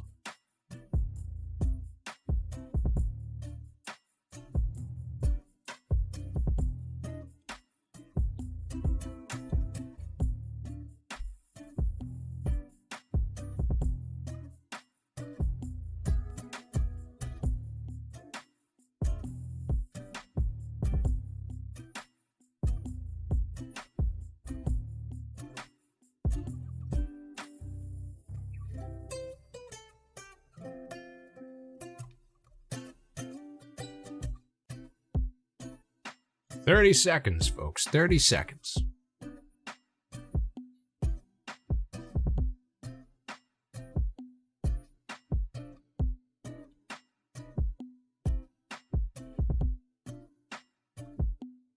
And we never even talked about how Tylenol can give you autism powers now.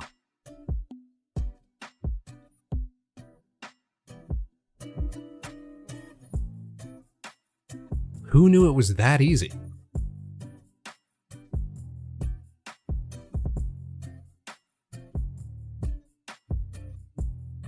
Oh, looks like we're back.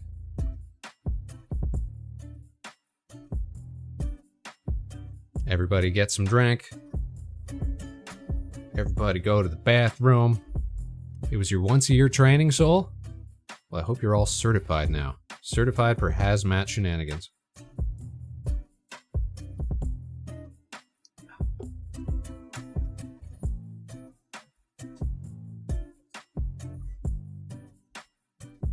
There are so many of our friends, I would say an outsized proportion, a statistically above average number, that are either like ADHD or autistic, like on spectrum, something like that. Despite any suspicion that we might have any sort of tendency likewise, Spaceman has never been tested for or diagnosed or anything like that. But if I knew that all these years I could have had the type of focus and mental fixation for certain subjects and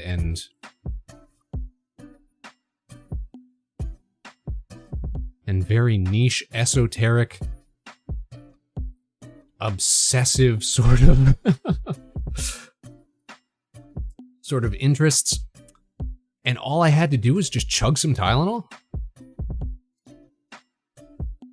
it's been staring us right in the face all these years. Wow, right? Soul, right? Like, think how much more we could know about, like, planes and trains and dinosaurs and Pokemon and, you know, what are some other big ones? And all we had to do was just crush acetaminophen on the daily.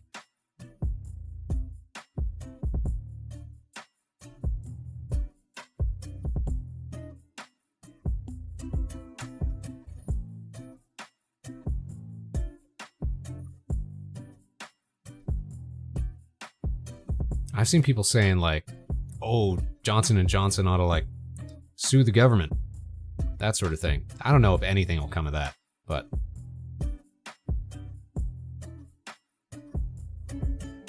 it sure seems like a, what's the word? Reckless thing to suggest. Gotta go to work, have fun. Have fun with your work, soul. Enjoy the rest of your evening. Take care. Do your best. Save the country. We're all rooting for you. How you doing, Eon? That's another friend of the show who did not get raptured today. Oh, shoot. We're back. Hold on. Back to the station. Ad break is over. Let's go back. Here we are. How you doing tonight, Eon? Thanks for tuning in. We had plans, we had designs. Do some game dev stuff tonight. Instead, we just got yapping. We got started on yapping, and by golly, here we are. Started talking about 17th century samurais. Started talking about horror films. What's your favorite horror film, Eon? What's your favorite sort of suspenseful thriller type media? Got out of a work dinner. We love getting out of a work dinner. Sorry, like you just got out of a work dinner, or you managed to finesse your way out from having to even go to a work dinner?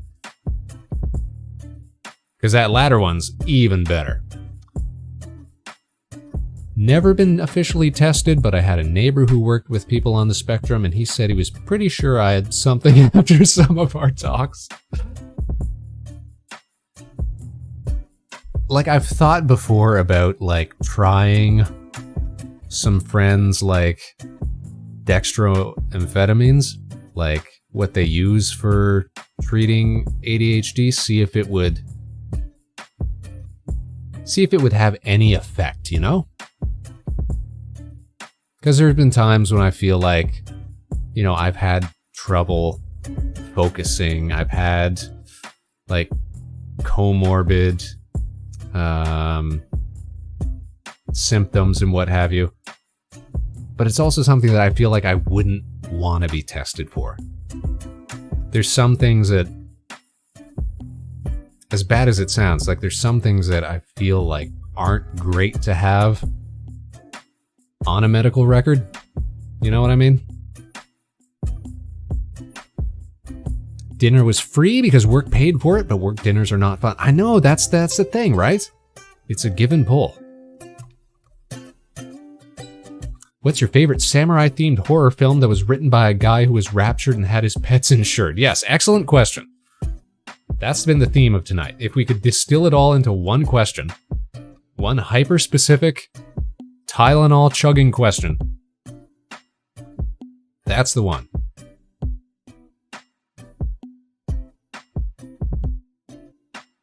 I've been self-medicating with Red Bull for years. I didn't even know that was an option. Like, I didn't start drinking Monsters until I started doing the specials. And that was more of a... By that point, it was more of a matter of necessity. It's like, all right, we literally cannot afford to sleep. What is the most convenient over-the-counter stimulant that we can get? Because they don't make Jolt Cola anymore. Or Ripped Fuel. So we gotta go with whatever's left.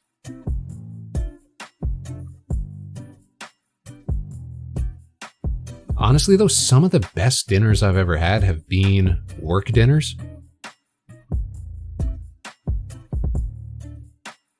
But the problem is you're surrounded by work people. Which is, ugh. I would watch other people drink them and have a bunch of energy. I just felt normal and not all over the place. I thought you were gonna suggest that you were getting like secondhand energy from watching other people do Red Bulls.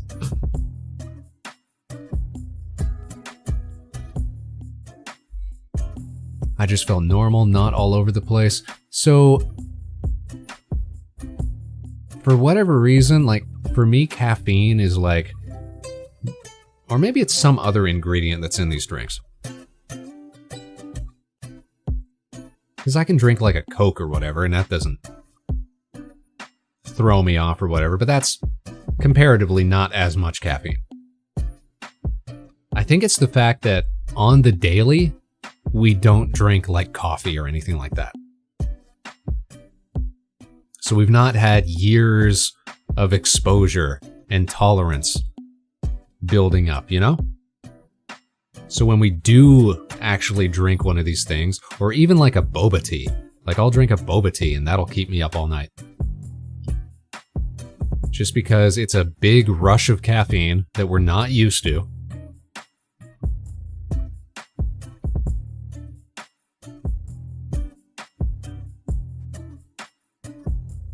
Caffeine is a hell of a drug, as Rick James once said. Technically a narcotic, let's not forget. A very normalized one, but still.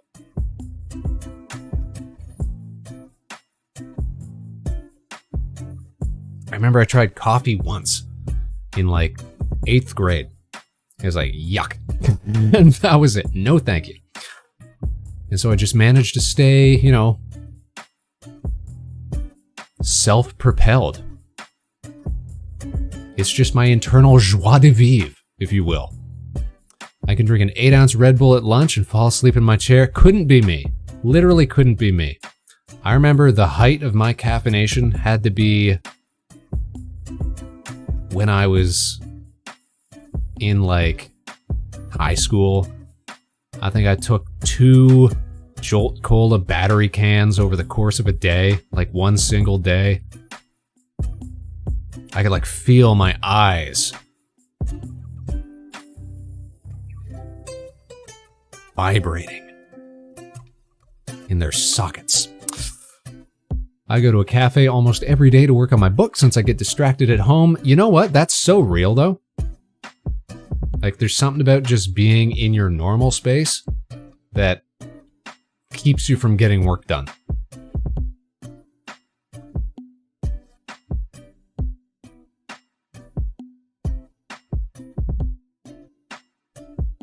That's why there's some people like even if they're like self-employed, they'll rent out like little office space or whatever. Just so they have a routine, you know? A space that's like, okay, this is for working, this is for home stuff. It's a very real phenomena.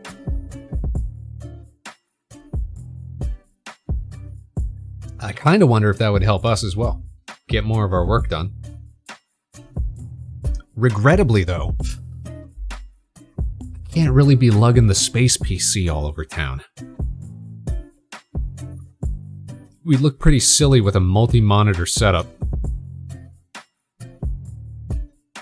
at the cafe, you know? With the big tower and the full keyboard and my Stream Deck. Haven't had a good laptop in years.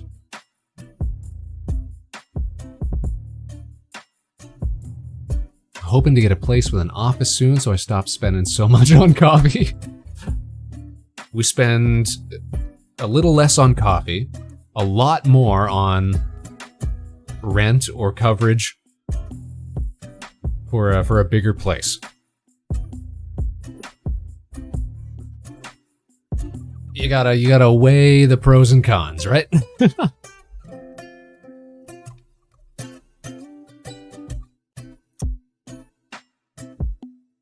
Thought I had a good laptop until started VTubing. The issue is that VTube Studio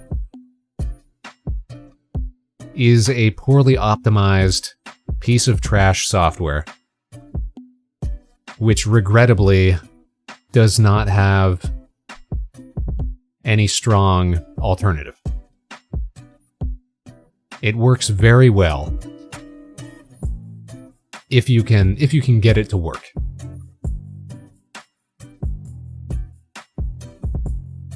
Now, it's like Crysis back in the day as a benchmark for how good your PC is.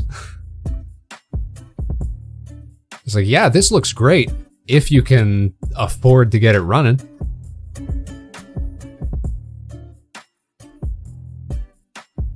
VTube Studio works great if you can manage to run it parallel with all your other stuff.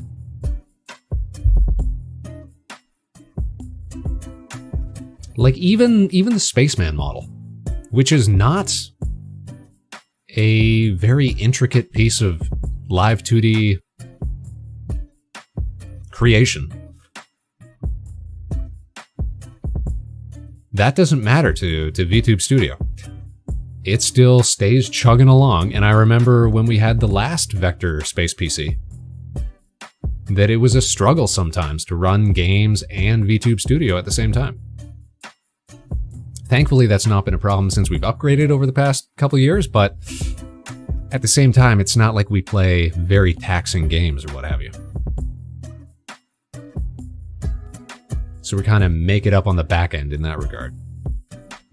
But then I hear about people like friend of the show, Pomato Master, uses a phone instead of a webcam for tracking, because you can get there's a proprietary Apple facial tracking software that's a little better than what's natively built into VTube Studio, which is great. More power to you.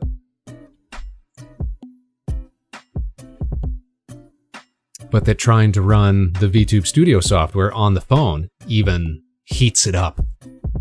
Like, I'm pretty sure Palm's got like a cooling pad that attaches to her phone when she's running it.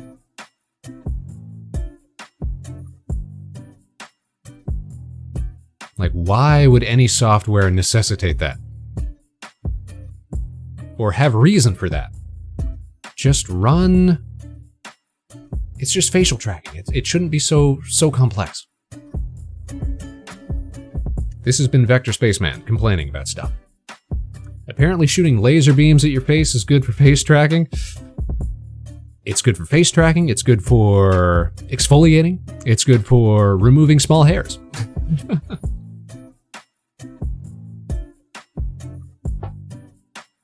Is that really how the Apple software works? Little laser beams? Like little point tracking? That sounds bizarre.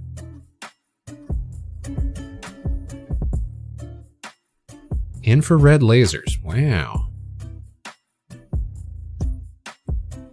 If I'm honest, the only thing that seems good about the Apple stuff is like that it can track like some smirking movements and stuff like that better than the built-in VTube Studio software can. And that does look very good on models. Some of them, I tell you though, like we're at a point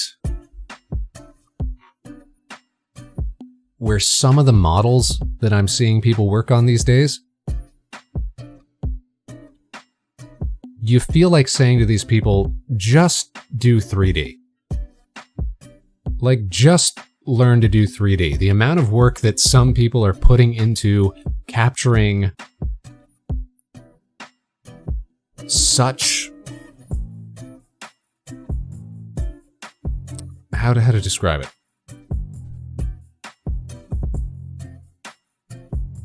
Like the range of motion on some of these models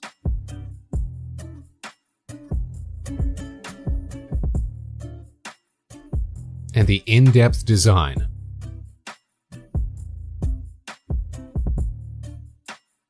It's like you're better off just working in 3D at some point. Does 2D look better for some things? Yes.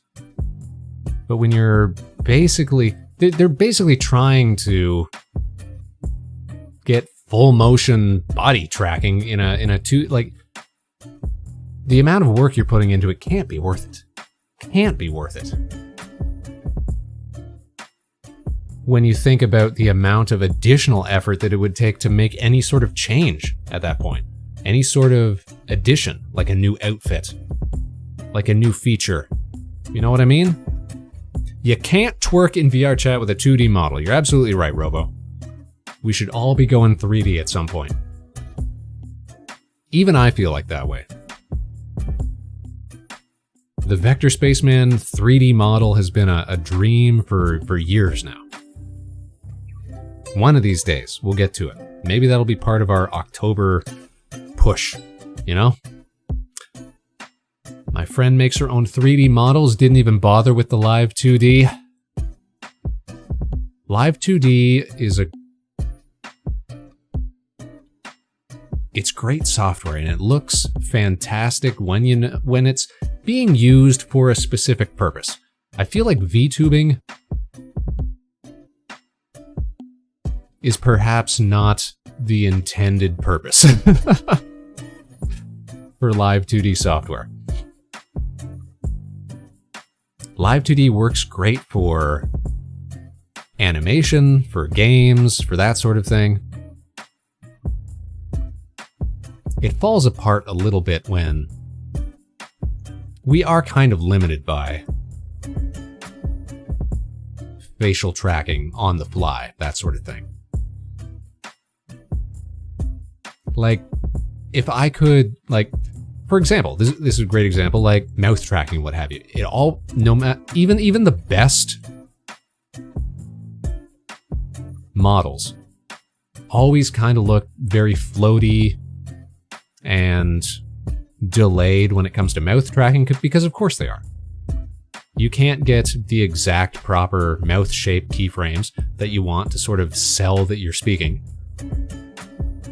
because it's all tracked very fast and it's interpolated and interpreted. But if you were doing something like animation with Live 2D, which some people do, which a lot of people do, then, you know, you're setting all that to a voice track or something, and it looks perfect, and it looks fantastic, and you got the exact motions that you want.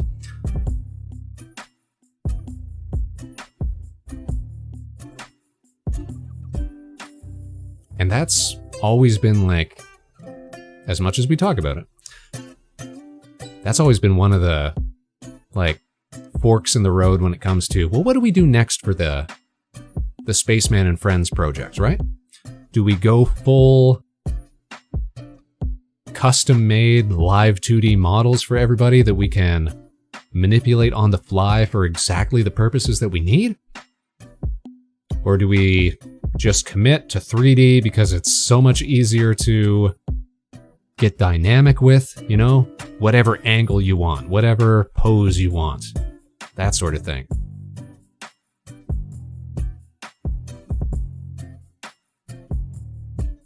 I often find myself leaning toward the latter. That 3D is just, for what we do around here, kind of the way to go.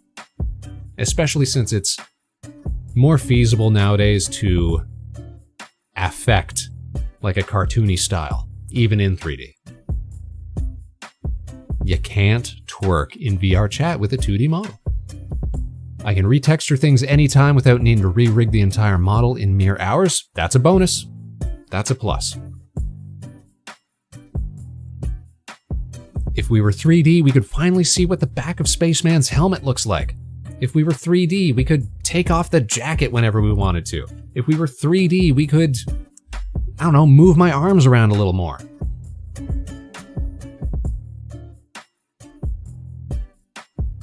Great potential. This model right here is, almost 3 years old now. We've had some great times with it. It's definitely served its purpose, and it didn't cost us a dime. That's the other thing. It was all self-created, just like everything else on the program. It was a great learning experience. It was not the first model we made. It was not the last model we made, because we've made, you know, other stuff, purpose-built stuff for the specials, stuff like live 2D animated items for scenes, like the fortune tellers, or the beaver model, or the Santa model, or the Jeff Bezos models, or the dragons, the wyvern, and other stuff that we've used, little bits and pieces that we've had to do. We are very comfortable with live 2D at this point. So, what'll be the next big project? Probably the 3D. Kind of the only place to go from here, Also, how you doing, Barrels? Hi, Vector and chat. Hi, Barrels. Quick question, Barrels. What's your favorite horror movie? We're on the cusp of October. What gives you chills and thrills? That's the question of the day. Would you change your name to Polygon_Spaceman? I don't think so. Well, that's the thing, right? Is like, the design was very much an affectation of imitating like the Newgrounds Flash animated style. And I've said that before. We built all the pieces for the model in Flash just to get that crispy, scraggly, scratchy line, line work. Final Destination. I've never seen a single Final Destination film.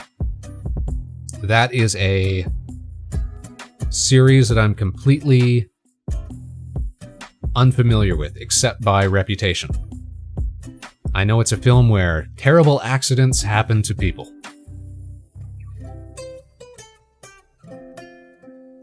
And so in that sense, I guess would that be kind of like a I don't know if you'd call it a slasher film, right? Because it's not like there's malice behind it. It's just like bad luck happening to people over and over, isn't it? Isn't that the whole conceit? Is there a villain in the Final Destination series? I thought it was just people experiencing terrible bad luck.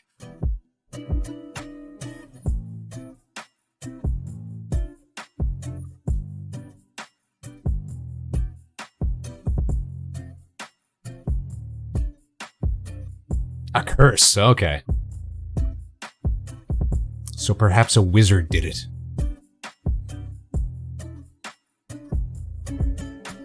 But no, I've never seen any one of those. I've never seen any of the Saw movies either, now that I think about it.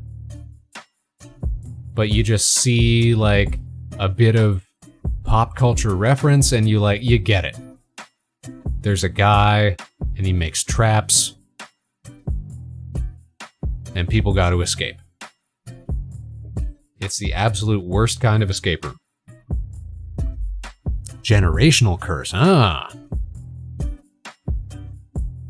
You gotta really, really tick somebody off to get saddled with a generational curse. That's for sure.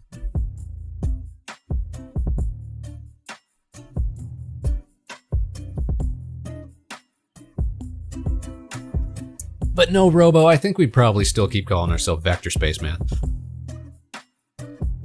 But if we were to go 3D, like, I would not be happy with myself if it turned out to be like some, like, V-Roid style, like, very flat-looking, wilted almost 3D model, It would need style. Nowadays, I see a lot more modeling that's done in like cartoony style. I feel like we could approach something similar without too much of a headache. You know. Anywho's, what's new with you, Barrels? You having a good Tuesday? You having a good end of September? It's officially autumn. Have you guys got any stuff that you, like I was thinking about this the other day. It's like, all right, it's fall. Time to watch Over the Garden Wall. That's like my go-to autumn series. Not only because it's just a great piece of animation, and you can burn through it in like a couple hours, but because it's seasonal, you know? I cheat by starting a base model in Vroid, then import the base into Blender for other stuff. Also means I get to skip a lot of manually rigging joints like hands. The only rigging I need to adjust is the face. I guess that's fair. And you know what? There's nothing wrong with that, especially when it comes to like learning how to approach like topology and stuff like that. You see a model that you like, be like, man, how did they do that? And so you check it out. You learn. We're an educational program, let's not forget. It's hot where you're at right now. Oh no, are you like, I might have asked this before. If you're like Southern Hemisphere, it's coming up on springtime already.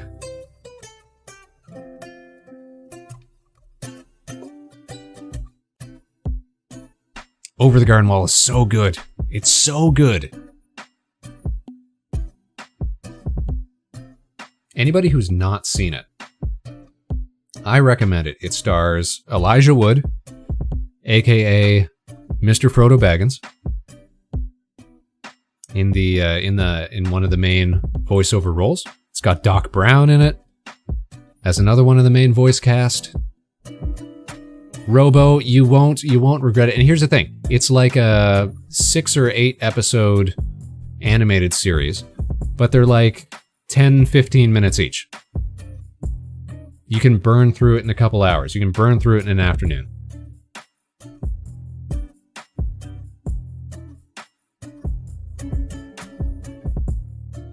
It's got some actual great jokes in it.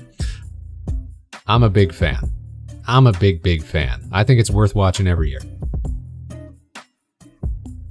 It's my kind of humor.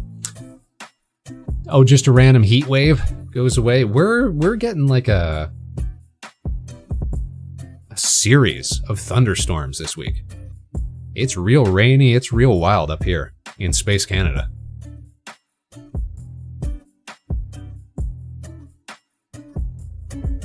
When we were buffering earlier, I was wondering if we got struck by something, if the power was going out, but it looks like we're okay.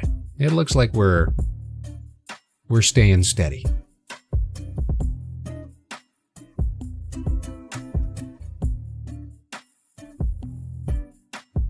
Yeah, we are approaching the time of year though where if you're in any sort of like movie night VC or something like that, it's all about the Halloween recommendations. And I'm also pretty partial to like The Thing. That's a great one. Alien, at least the first 2 Aliens. Those are always good ones.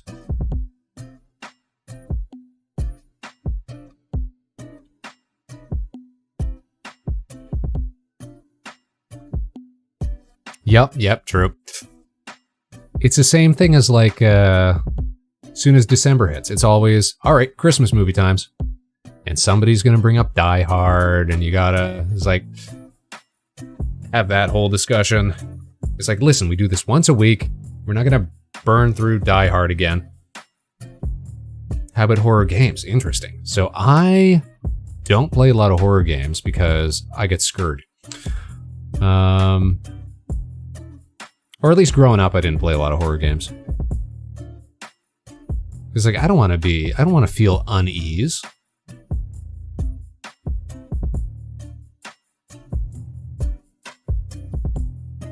You know what's interesting? I'm just thinking about it now. Was talking to people about watching Little Shop of Horrors. We watched Little Shop of Horrors in a movie night last year, I think it was. And that was my first time ever seeing it. I didn't realize some of the technical tricks that went behind puppeteering that big apparatus. Really cool stuff. I think sometimes the beauty of a VC movie night is just getting to hear other people who are more knowledgeable about a particular film, talk about, you know, good movie trivia.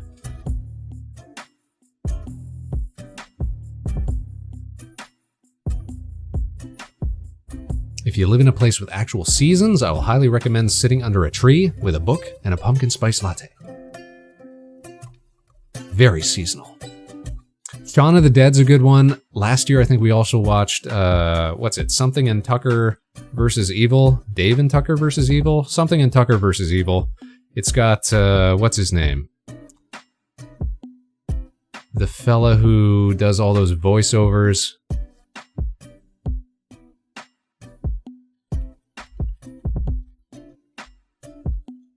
Tucker and Dale versus Evil. That's what it's called. Alan Tudyk. That's who I'm thinking of.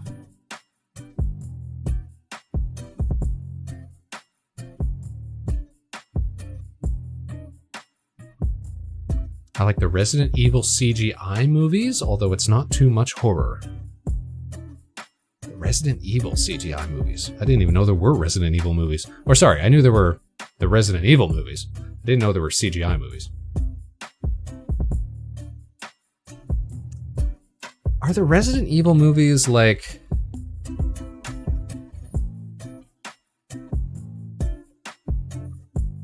Are they very faithful to the games? Because I've also never played one of those games.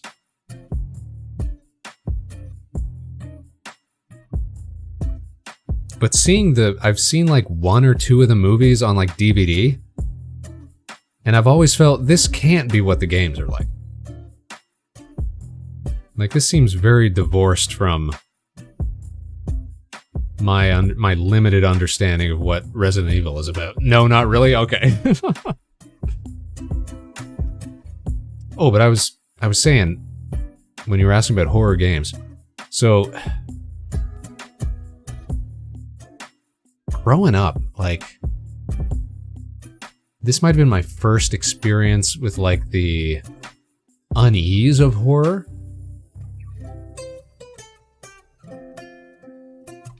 Like when it came to games and stuff, because I got into like game modding and stuff like that as a youngin',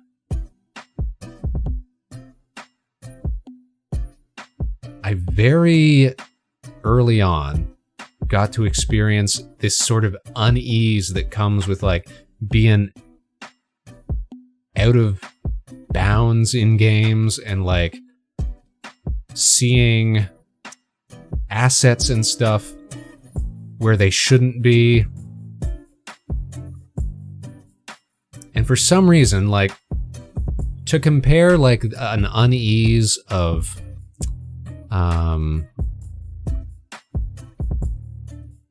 like a creeping tension when you're like watching a movie or whatever, that's something that you're sort of like along for the ride, right? You don't really have control over that. But when you're like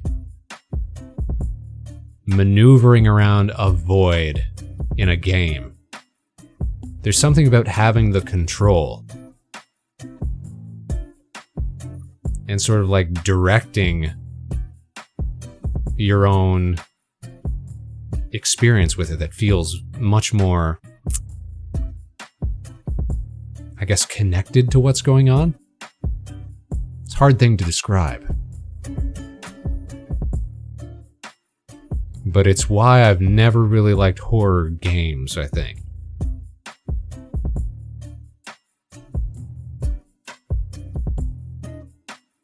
Maybe it's the being there. Maybe it's the being connected to it. I don't know. You have the controller, but you're not in control. That's an interesting way of looking at it.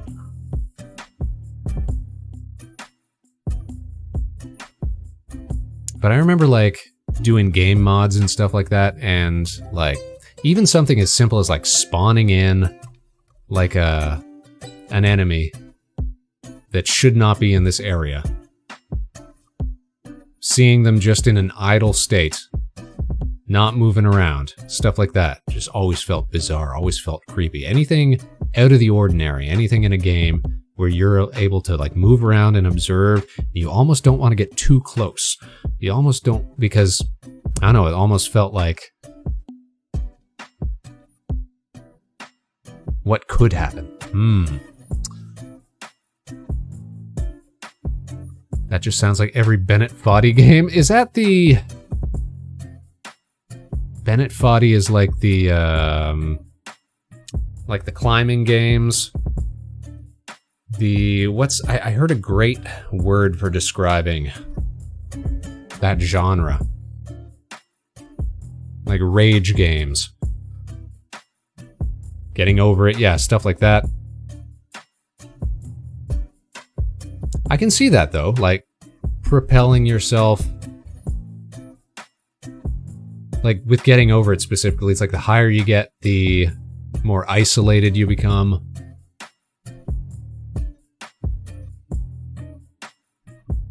Baby Steps. I don't think I've heard of that one. I think the last one I heard of was it the one where you're like on roller skates or something like that? Or was that somebody? Shoot, that might not have been his. Bennett Foddy Games. I had no idea that this guy had made Quap back in the day. But it entirely makes sense once you realize it.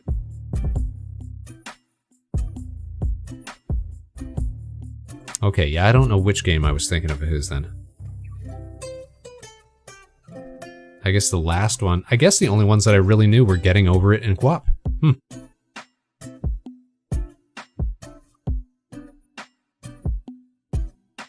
It's an open world game where you control each This guy just cannot get away from Quap.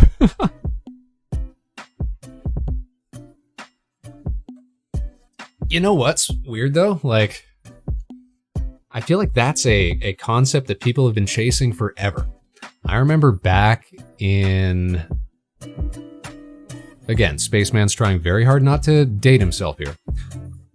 But back in the day of XNA, and XNA was a Microsoft-produced C# game engine, which was built to allow easy game development for the Xbox Live Arcade.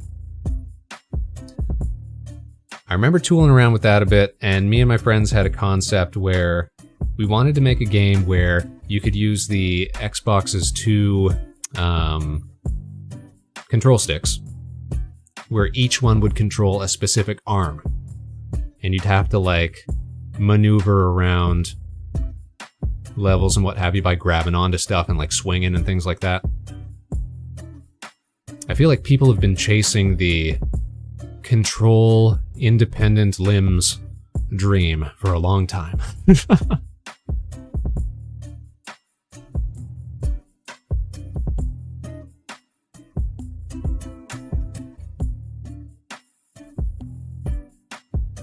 I think somebody actually made a game that was like that fairly recently. Actually produced something that was quite similar in concept.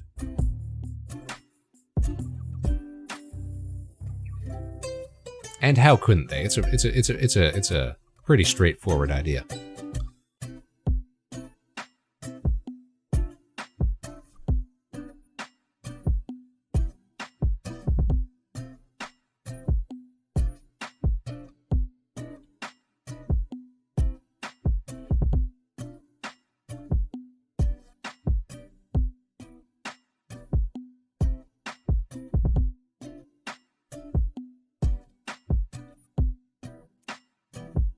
See, this Bennett Foddy guy is kind of living the dream, isn't he? You make one absolute killer of a game to the point where you basically become the face of an entire genre. And then you can just coast on that. You'd be like, yeah, I'm trying to get funding for a new indie game. They're like, here you go. Do whatever you want. That's an artist right there, in the classical sense, you know, where you just get somebody throws money at you, and 4 years later you show up It's like, here's something. And they're like, brilliant. Excellent. Here's some awards. Not that the man's not talented. You gotta be talented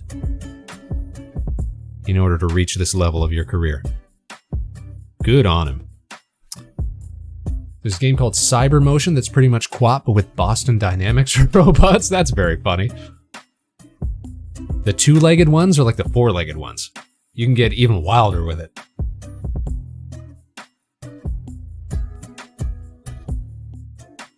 I'll bet you there's a play for making something like that. You take the goofiness of QWOP and you mix in a little bit of machine learning theory,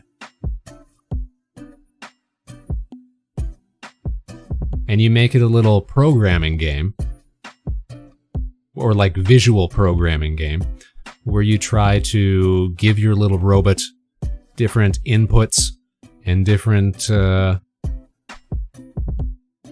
if-thens, different conditions for trying to get it to figure out how to walk proper, right? Rewarding certain behavior,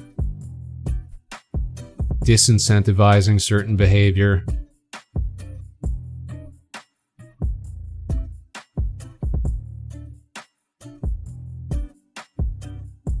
I don't know the first thing really about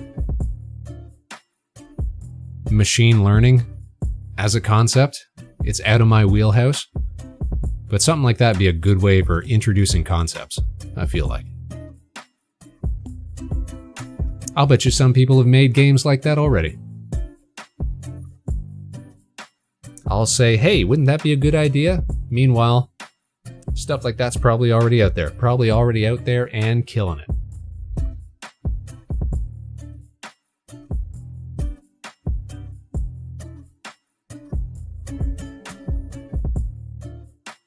Maybe next week we'll get to some Godot stuff. It's been a good yap session though, you guys, I must say. Good gabbing with everybody tonight. We'll go a few more minutes here before we call things quits. But I tell you what, if we had to not get raptured, if we had to be stuck on this rough little rock, hey, at least we got to share our time with some cool folks like y'all.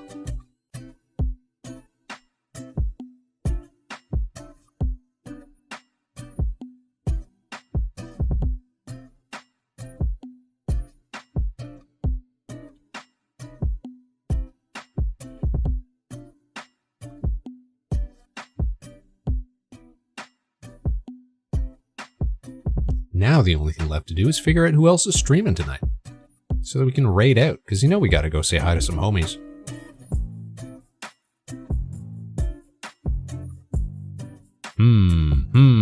I think we got a target. That's okay. Everybody's making Rapture jokes tonight, though, from what I can see. It's low-hanging fruit, for sure. But we ain't even mad. So here's the deal, though. So next week might be our last stream for like a month. I don't know how committed we can stay to like a major project through October sort of thing. Maybe we'll have a little stream here or there.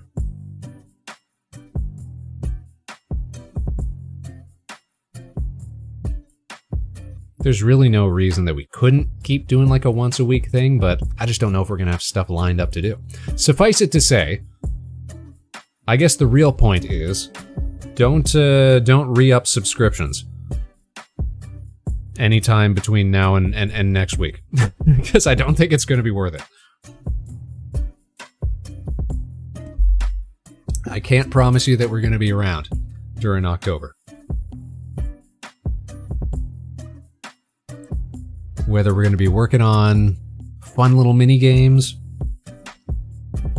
or whether we're going to be working on new model stuff, redoing the station, a little overhaul, who can say? Who knows? but I would like to get something done while we've got the time, while we've got the energy, while we've got the chutzpah. But we will, at the very least, be back next week. All right, let's see here now.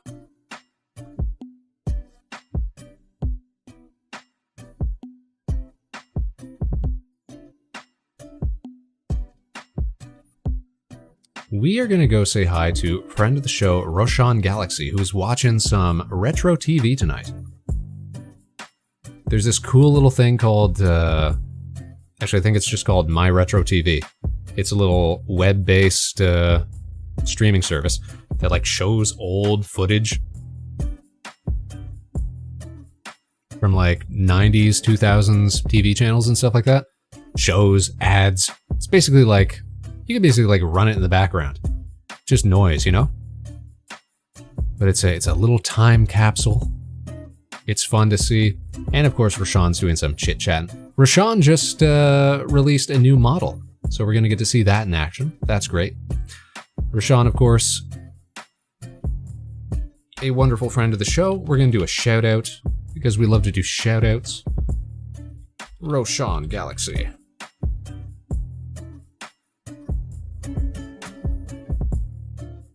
Bam. Make sure you give them a follow because they're pretty cool.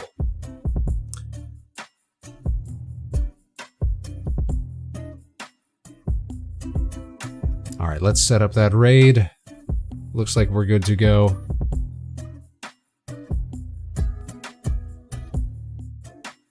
We didn't get to do any Godot stuff tonight, but that's fine. We still had a good time. We got to have a lovely chit-chat. We got to share some Halloween thoughts, some horrific tales, some Japanese history. We were all over the place tonight. That's what we love. If there's one thing I hate to do, it's do games on the show, but I never, ever feel bad about doing chit-chats. That's what I love. That's what we're here for. Hope you guys had an okay time as well. Thank you for the stream. Well, thank you for being here, Ghost. And of course, thanks to all of you. That is it for us tonight here at the Vector Spaceman Show. Hold on. I pressed the wrong button. I pressed the right button. There we go. Have a good night, everybody. Indeed, yes. That's us. That's all from us here tonight.